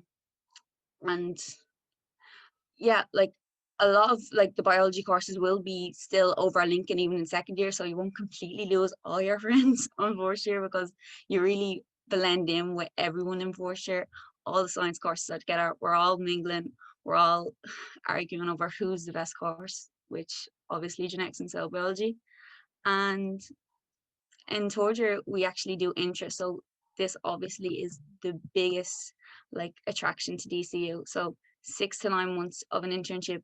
You could go abroad, but I would focus, you could go abroad, but it's not too common because you'd go through the intro portal on DCU, which will show you, which will connect you to employers. So like Pfizer and like Mylan and all these different pharmaceutical companies, or you could even go to hospitals for your research. And then the last year you'll be doing a research project or different, like, or you could choose like to take on like 5 or 6 modules instead, whereas with the research project you'll probably do mostly focus on that with maybe 1 or 2 modules as well as it. So right now my favorite thing on my course is my coding. So this is literally a lifesaver. So like just looking at the data through our studio and the language R is probably the best way to do anything. So no matter what science course you choose, you'll probably be using R to show any of our data, to show any of our results. So my friend actually goes to Trinity College, and she said she also was using R, but she only got it in first year. Like they did not press on anymore besides first year. She just learned about in first year, and now she's in third year, and she's like, I really have to touch up on it because I have no idea what I'm doing with R. And I would be sitting there where I have R every semester, and I'm very like attuned to it. I know what to do in it. I enjoy doing it. I love like doing like, see this dino plot. This is the first thing we were showing in first year. It seems very daunting when you start it, but once you get the hang of it, it's probably one of the most exciting courses. Like it sounds so nerdy and boring, but and it's so good. Like I really enjoy it. And no matter where you study science, I would hope you'd at least learn how to use R, because this will save you by miles. This is the best thing I've ever like learned about, and I'm so happy I've learned about it. And so we'll touch on career opportunities. So like research and development, I'm very interested in that. You could go on to further education, you could get a PhD. I know there's someone out in my course who went on to become a PhD student at DCU from my course, and now she's like with all our lecturers, and she's sending them back and forth research papers. She's doing all of her research. She's sending them off the lab. She's getting results. She's interpreting them, and I find that very interesting. So you can go into diagnostics, pharmaceutical manufacturing, health device manufacturing, molecular and cell biology further on. So yeah, I would definitely recommend this course because it's exciting. There's always something new going on. You're just constantly learning more, and I very much like the clinical aspects of it, because we're talking about diabetes, we're talking about why our bodies are mutating to like facilitate these like diseases such as cystic fibrosis and stuff. So in conclusion, thank you for listening. Good luck on anything you pursue, and I hope we're going to see you in a few years. So thank you. Niamh, thank you so much. It's so refreshing to hear people who are just so into their course and dino plotting and everything like that. It just sounds, I mean, I wouldn't know anything about that, but it does sound really cool. And no doubt that you've inspired a couple of students to consider genetics and cell biology today. Thank you. So if you have any questions for Niamh, do pop them in the Q&A, and I'm sure she'd be delighted to get back to you. Cian, do you want to pop in now and you can chat about your course, which is Sports Science and Health in DCU? Yeah, sure. Just let me know if you can see and hear me okay, and see the presentation.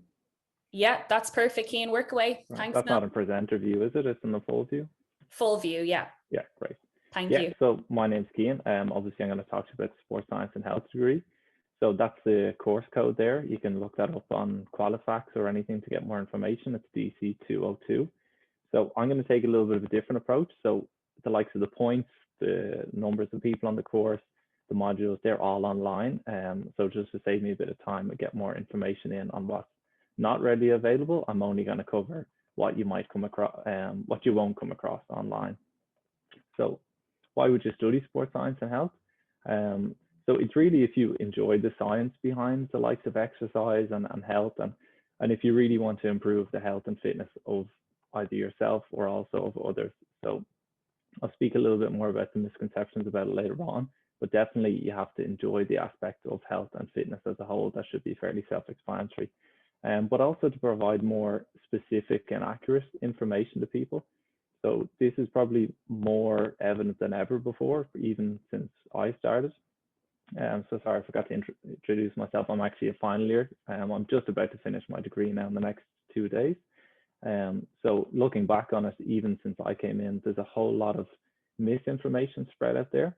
So both on social media is probably the worst for it, or the news. We're hearing a lot of conflicting information, and it can sometimes be so confusing to know what is the truth. So when you graduate from this, you really will have specific and accurate information to give people that is not biased. It's not designed to sell anything. It is the truth. And you can actually take quite a lot of comfort in that. And the more you're trained in that area, the more you realize actually there's less and less people who really have a handling on that, and there's just an awful lot of people who, you know, are maybe trying to sell certain products or lifestyles. So it's also helpful if you're not entirely sure what area of health or science you want to go in. So if you know, can sympathize with me here, probably as fourth years, I wasn't really sure what I wanted to do at all. Even fifth and sixth year, I wasn't quite sure. So don't put yourself under pressure. Pick something you like, but particularly for me, I knew I wanted to work somewhere in health or science, but wasn't quite sure where. So I'll move on to some careers later on, but certainly after this degree, you can work in the likes of any sort of training setting, like the likes of coaching, but also there's a few different things. So a lot of my friends in the course are going on to the likes of graduate entry physiotherapy. You can go into the likes of strength and conditioning. And yeah, so it's really just a good general entry without specializing too much. And generally you would be expected to move on and specialize either within the degree or after the degree itself. So that's where people start to differentiate themselves and pick the area that they really know they want to work in. So what do you study? So as I said, the modules are actually outlined on the DCU website. So I'll just give a very basic overview. So in first year, you cover the basic sciences, so the likes of physics and chemistry, and also you'll have some more applied topics on the side, so the likes of technology and sport, health and fitness, biomechanics, the likes of that. So you're really getting the pure theory and also the more applied aspect of how you can help in the real world. Now, it's important that year one is not graded. So if you are having a challenging time with the new subjects, you know, you might not have done chemistry or physics in the Leaving Cert. I certainly didn't. There's no pressure on you there. So essentially, whatever results you get don't contribute towards your overall grade. So that is helpful because it just allows you to immerse yourself in it, really just get a feel for how this whole thing operates, particularly college life, and you're not expected to be worried about your grades too much in first year. And year two is really about building on those. So you'll cover the same subjects, but at a higher level. So you'll have health and fitness 2, biomechanics 2, you'll continue on in the fundamentals. So you'll take on more the likes of biology or physiology, but then you'll also really move on then into third year about the higher level aspects of things. So you'll get more deep in depth into physiology. You'll take on things like clinical physiology, which is essentially, I suppose you could say it's the health of ill people or those with diseases like diabetes or any chronic conditions. But then obviously third year brings along a placement in the second semester. So you do your first semester, your normal modules or subjects as a whole. And then in the second semester, you get a chance to do intra. So it's been spoken about a little bit before by the people speaking already, and I'll touch on that a little bit later as well. And then in final year, you have your first aspect where you can actually choose your modules. So some people find this quite daunting that there's not choices beforehand, but really, you know, our class didn't even notice it. It's really not a big deal. For most of the time in secondary school, you don't actually choose your subjects anyway, so don't really worry about that. You will enjoy the topics. And the great thing about this course is it's very widely varied. So there's a whole aspect of everything from psychology to biomechanics. It's really, really a broad spectrum. And then obviously you have your final year research project. So it's your own chance to do your own scientific study, which I'll touch on again. So this is the best experiences I've personally had. So you can be a volunteer in these scientific trials. So you often hear in the news, you know, a study has found X or Y. Well, you actually participate in these. So the fourth year students will come into you and say, we have our final year project. You know, we need people to get involved. And there is really a culture of involvement there, because then as you progress through the years, you can then return and ask the first to third years, hey, you know, we need participants. So there is that sort of give and take aspect, and it's really exciting to get involved in. Now in second year, you actually do a module called Adaptive Physical Activity. So this is where you will go once a week to Stewart's Care in Palmerstown. So it's a facility where you work with those intellectual disabilities, and you essentially introduce them to the likes of health and fitness, because obviously, unfortunately, that is an aspect of their health that is neglected. So challenging work, but really, really worthwhile. I got a 2-month summer placement working in the National Institute of Cellular Biotechnology. So that's actually on the DCU campus. And I worked with a PhD student, and what we were doing at the time was cutting and staining very, very small pieces of human muscle to determine basically how much glucose they'd used before and after exercise. So if this sounds pretty out there, you know, it really is. And you sometimes sit there and think, geez, am I really doing this? But, you know, those are the opportunities that are available to you. So it may not look it on at face value, but there is really the sky's the limit with this degree. Also had an Erasmus Plus funded intra. So this, as was spoken about before, this is your funded placement. There is a list that is compiled by DCU, and you can either choose that. So you can go to the likes of the FAI or the GA or things, or you can go on your own and search out your own place. So this is what I did. So I worked in Belgium with elite athletes, and that was a fantastic experience, opened a lot of doors for me. I got paid €1,700 from the EU to go and do this. So that obviously made it financially viable. I also had a 2-month summer placement working at DCU, looking at ketone supplements.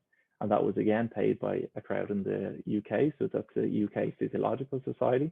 And now, unfortunately, with COVID, that's kind of been postponed, but it was available to me. And then throughout the years, you have really exciting group projects. And while you are given a certain area, you can sort of have a bit of a give and take as the exact topic. So you get to anything from genetics, performance analysis. So you might see in football in the UK. I did one in doping and sport, and also the likes of sport and gender in the media and things like that. So there's a lot of great experiences. There's a few misconceptions that people say, oh, maybe it's only for sporty people. It is a Bachelor of Science, so you're trained as a scientist. So if you were not the first picked on the football team, this is definitely, you know, it's not a worry. Obviously, I would encourage you to have an interest in health and fitness as a whole, but it's not about being a gym junkie. It's really about helping others. It's not about you. So also the high points equals high difficulty. So I believe the last year entry requirements were 500 points, which is quite high. Just in perspective, astrophysics in Maynooth University was about 420 points. And I promise you, this course is not as intellectually challenging as that. So really don't put off by it. If you have the points, great. But if you don't, I'll speak again about a few options. So you're also taught by the lecturers. That's really not true. So you're pretty used to this in secondary school, but really when you come in, you are the teacher. So how should you kind of combat these? Well, you should enjoy helping and teaching others. You should not be reliant on yourself or anybody else to teach you. You should also enjoy your own learning, particularly outside the classroom. So the hours are quite low, but you will really be expected to teach yourself throughout the years, particularly spending lots of time in the library or really just speaking to other people about how you can best learn. And you're really guided by the lecturers, so get to know them, ask for advice, and they really are the best asset in DCU. So finally, just some finished up points, have a plan B. So ask me questions, the program chair, so that's the person who runs the course, past students. I've reached out multiple times throughout my 4 years, and actually my research internship in Belgium was brought about by just randomly speaking out with someone. A whole lot of other opportunities came by just me really just risking it and just chatting to somebody, and people are actually quite receptive to that. So don't be afraid to ask questions ever. Apply for lots of courses, so really cover your bases. If you don't get the points, consider the likes of a PLC course. So I entered through Kalash Dulik, so I actually missed the points of my course by a long shot, but I think I'll graduate second in the course. So I mean, don't worry about if the points, you know, seem like a barrier to you. There's always a way in and you can still succeed. And then lastly, consider a first year transfer. So there was somebody in my course who came through TUD. They have their own sports science course, and you can transfer across then if you do certain amount of modules. And he entered second year sports science. So really don't be afraid to talk. Thanks for listening, and please reach out to me in the questions. Thank you so much for that, Cian. I'm blown away by the amount of projects and internships you've done at this point, and you haven't even left the university yet. So no, certainly a never gets old. Exactly, a testament to yourself and your own motivation, but also the opportunities that DCU can present for students as well, you know, if they're willing to get that involved. So thank you so much. Cian and Niamh are going to be on the call just for another minute or two as I play a video about some of the facilities that we have for our science students, and then we will move on to our final session.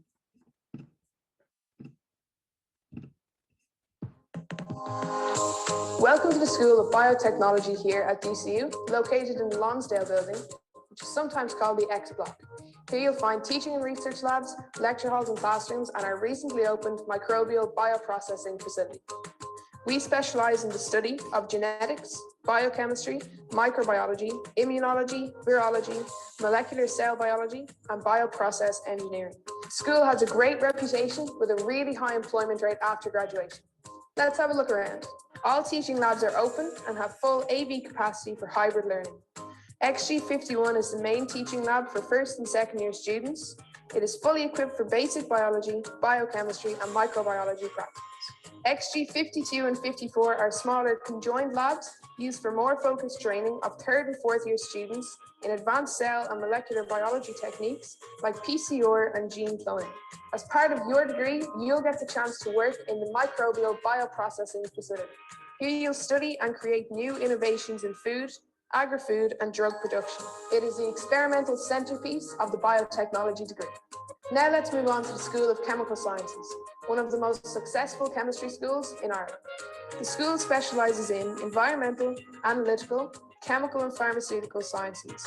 You can also study common entry into science, which will give you a taste of chemistry, biotechnology and physics.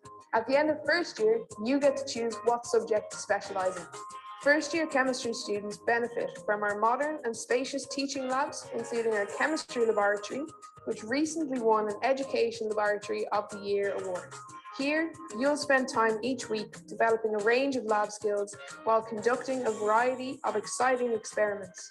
To ensure that you can work safely, we have adapted physical distancing measures in our labs. There are dedicated academic staff, technical staff, and excellent teaching assistants for tutoring available to students during the year. Thank you so much for watching. We hope to see you soon.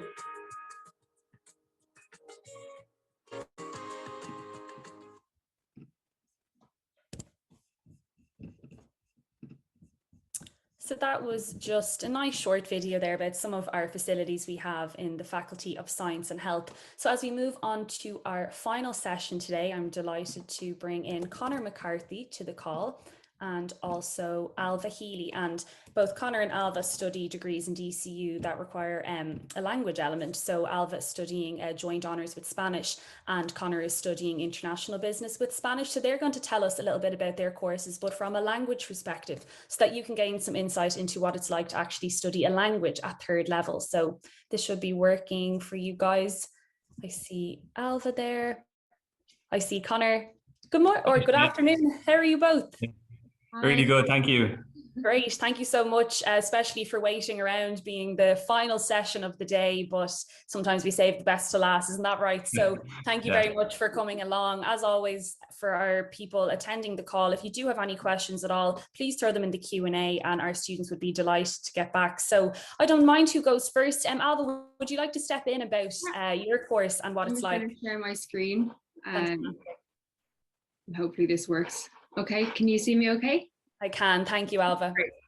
Okay, so I'm just going to talk about studying languages at DCU, kind of from just a student perspective. So I'm Alva and I'm a final year student, and this is my course. So I'm joint honours law and international languages. So half of my modules are law and half of my modules are Spanish. So that means that you get to be a student of SALIS, which is the School of Applied Languages and Intercultural Studies, and a student of the law school. It's 3 years and you have an option to go on Erasmus. And if you go on Erasmus, it's a 4-year degree, which is what I ended up doing. And in 2020, it was 403 points. I would say keep an eye on that because it fluctuates quite a lot. And it has gone up since I did it 4 years ago. So it does fluctuate. So keep an eye on that if you're interested. So why did I choose DCU? I mean, there's a lot of other universities that offer languages, but for me, there was 3 main elements. So the academic reputation that DCU had was very appealing to me. The industry relations that they have for things like intra, for having speakers in from different areas and stuff, it just appealed to me. From the academic point of view, and the course, doing law and Spanish together, it's kind of an unusual combination, and it just kind of leapt off the prospectus at me when I was looking at it 4 years ago, and I just remember thinking, this is what I want to do, this is the course for me. And then in conjunction with that, it has a really good sporting reputation. And that would be a big kind of part of who I am, my hobbies. As an athlete, I'm very invested in what I can do sporting wise. And DCU has an excellent reputation for that with the Athletic Academy and the scholarships as well that are available to you. And then also the location, it was right beside, I trained in Santry, it was right beside Santry. And I just kind of, everything fell together for me. So that's why I ended up doing this course in DCU. So this is kind of just outside of academics, my DCU experience. So I've joined the Frisbee Society, I've been on the Spanish committee, I've been on the law soc committee, and I've won medals and stuff for pole vaulting for the Athletics Academy as well. And I would say that these things outside of your academics really do build on your college experience. So for me, some of my favorite moments of the past 4 years have been on these trips, you know, playing sports with my teammates, being on committees, learning how to use those skills that you don't just get from being in the classroom. And DCU offers, I think it's 140 clubs and socks. So they're like, no matter what you're into, there's Harry Potter socks, there's Frisbee, there's loads of sports, there's like politics, there's history, there's absolutely anything you could think of. And if there's not one there, you can make it up yourself. So that was just really appealing to me. So I like to get involved in a lot of different things. So kind of no-brainer to me when I joined all these societies. It was amazing. So why should you study languages in DCU? I just saw this quote the other day and it really stood out to me after doing languages for the last 4 years. One language sets you on the corridor for life, and 2 languages open every door along the way.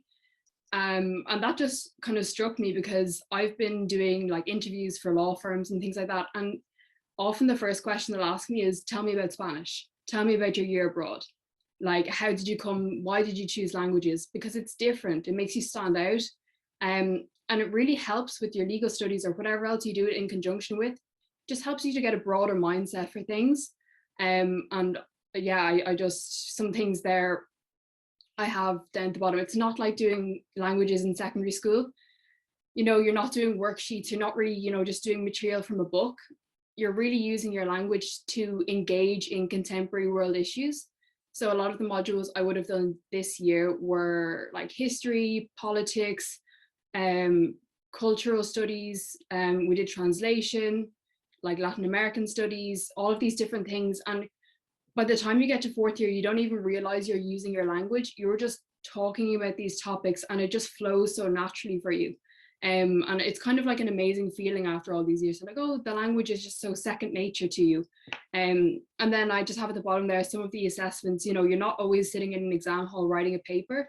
A lot of things I've done have been like videos, presentations, film reviews, literature reviews. So I really like the diversity of the assessment structure as well. And because it's continuous assessment, you know, you can pick up points along the way. It's not all 100% at the end of the year, which is quite appealing as a college student. You know, you come to really like continuous assessment. It makes life a lot easier come June time, you know.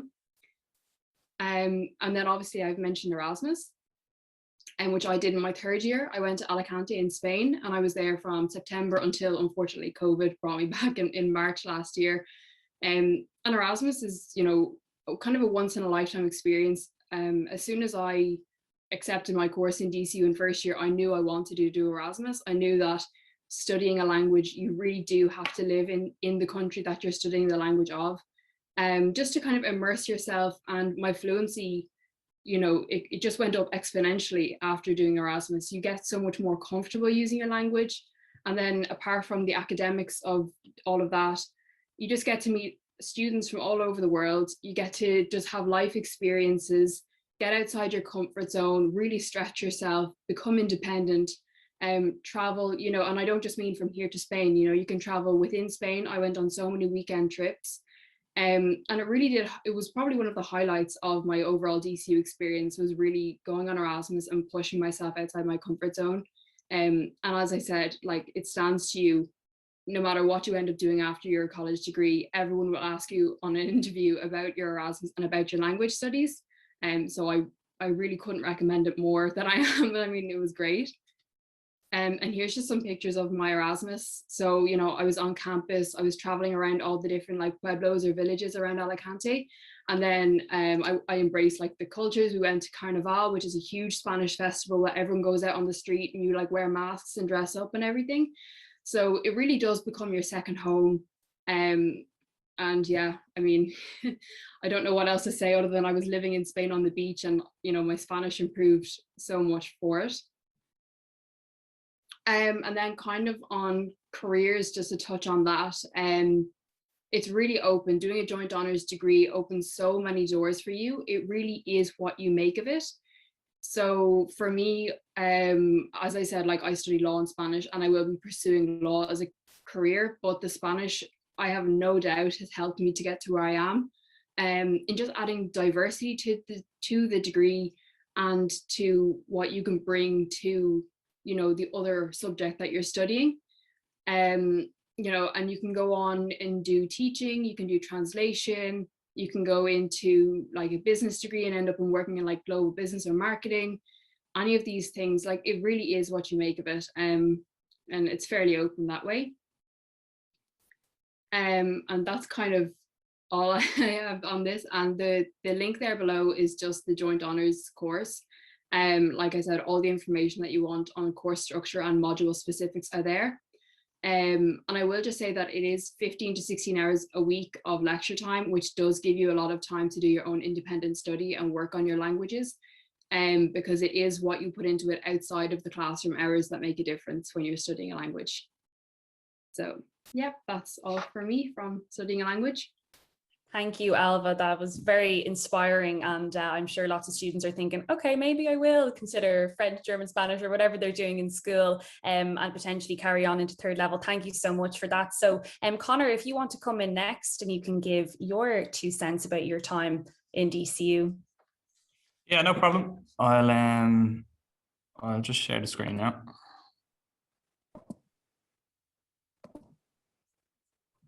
So is that okay? Still loading for me at the minute. Oh yeah, it's just there now. All right, okay, there we go. Cool, Right. thanks, Connor. No problem. So hello everybody, hope you've had a good day. Just listen to everybody and their experiences about DCU. So today on my presentation, I'm just going to talk to you about my language learning experience at DCU. Okay, so firstly, we're going to cover the course overview, look at the sample work that I've done throughout the course, and then obviously look at that unique selling point of the course, which is the Erasmus. So if we move on to Bachelor of Business Studies International, so that is the course. Okay, so you can see the course code there. I have the CAO points there. You can look up the course code, and that'll give you all the information that you need. Just type that into whatever web browser you're using, and it'll give you all the necessary information. So I'll just give you an overview more so of the language aspect of the course. So obviously it is a business studies degree, so you're covering sort of your general business in first year, moving towards a bit of a specialism in second year, your Erasmus in third year, and then your fourth year you actually go into specialism. So there's management, economics, finance, marketing, and human resource management.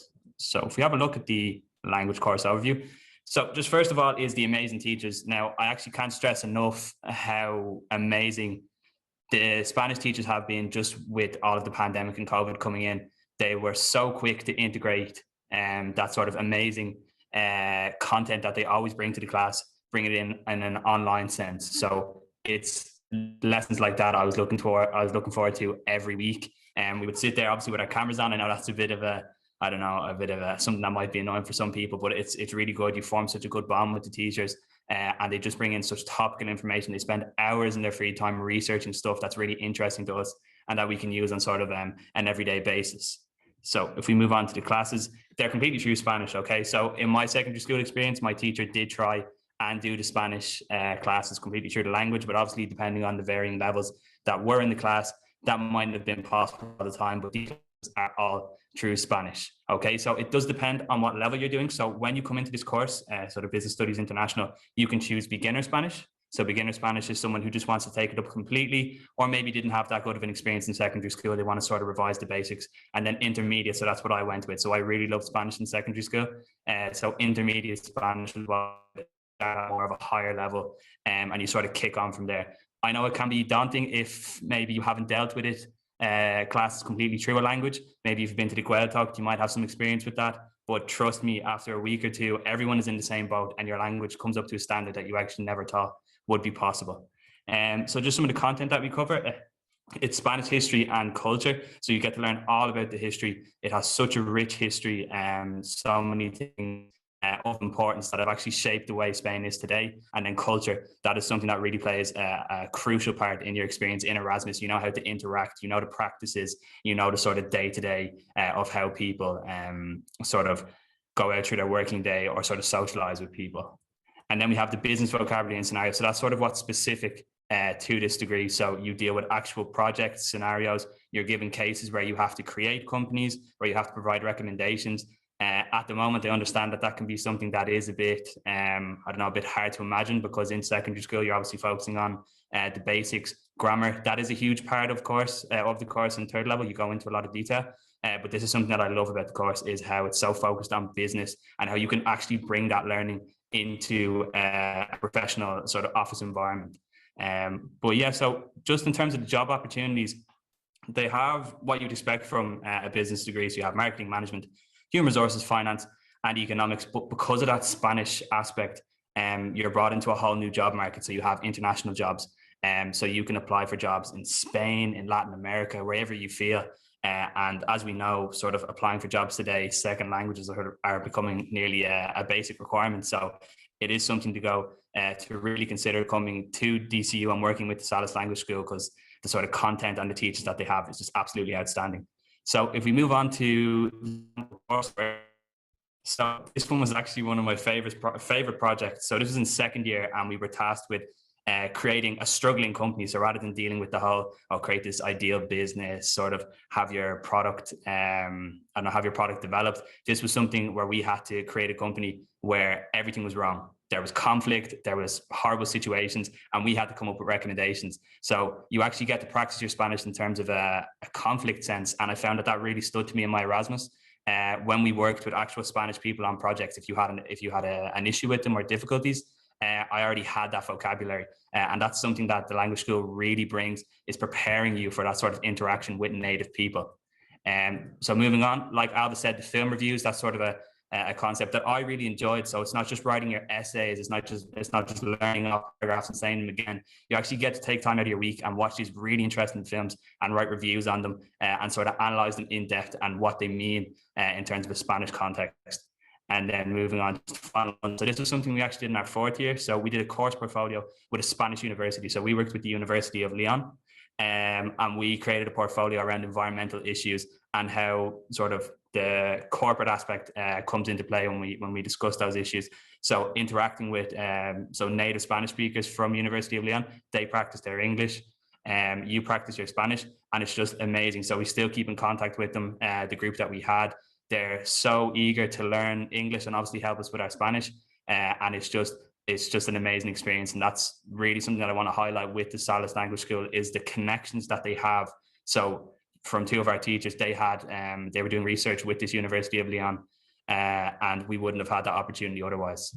So finally, just to move on to, I suppose, the Erasmus. So my Erasmus is in Barcelona, and I probably spend the rest of the day talking about it, but if we just want to focus on some specific things about it, just to give you more of an insight. So some of the coursework, so you do Spanish projects, presentations, you get to interact with international students as well. That's a really good aspect of it. You get to see how their sort of career paths, you get to see, well, what way do I want to go in business? Will that affect my specialism in fourth year?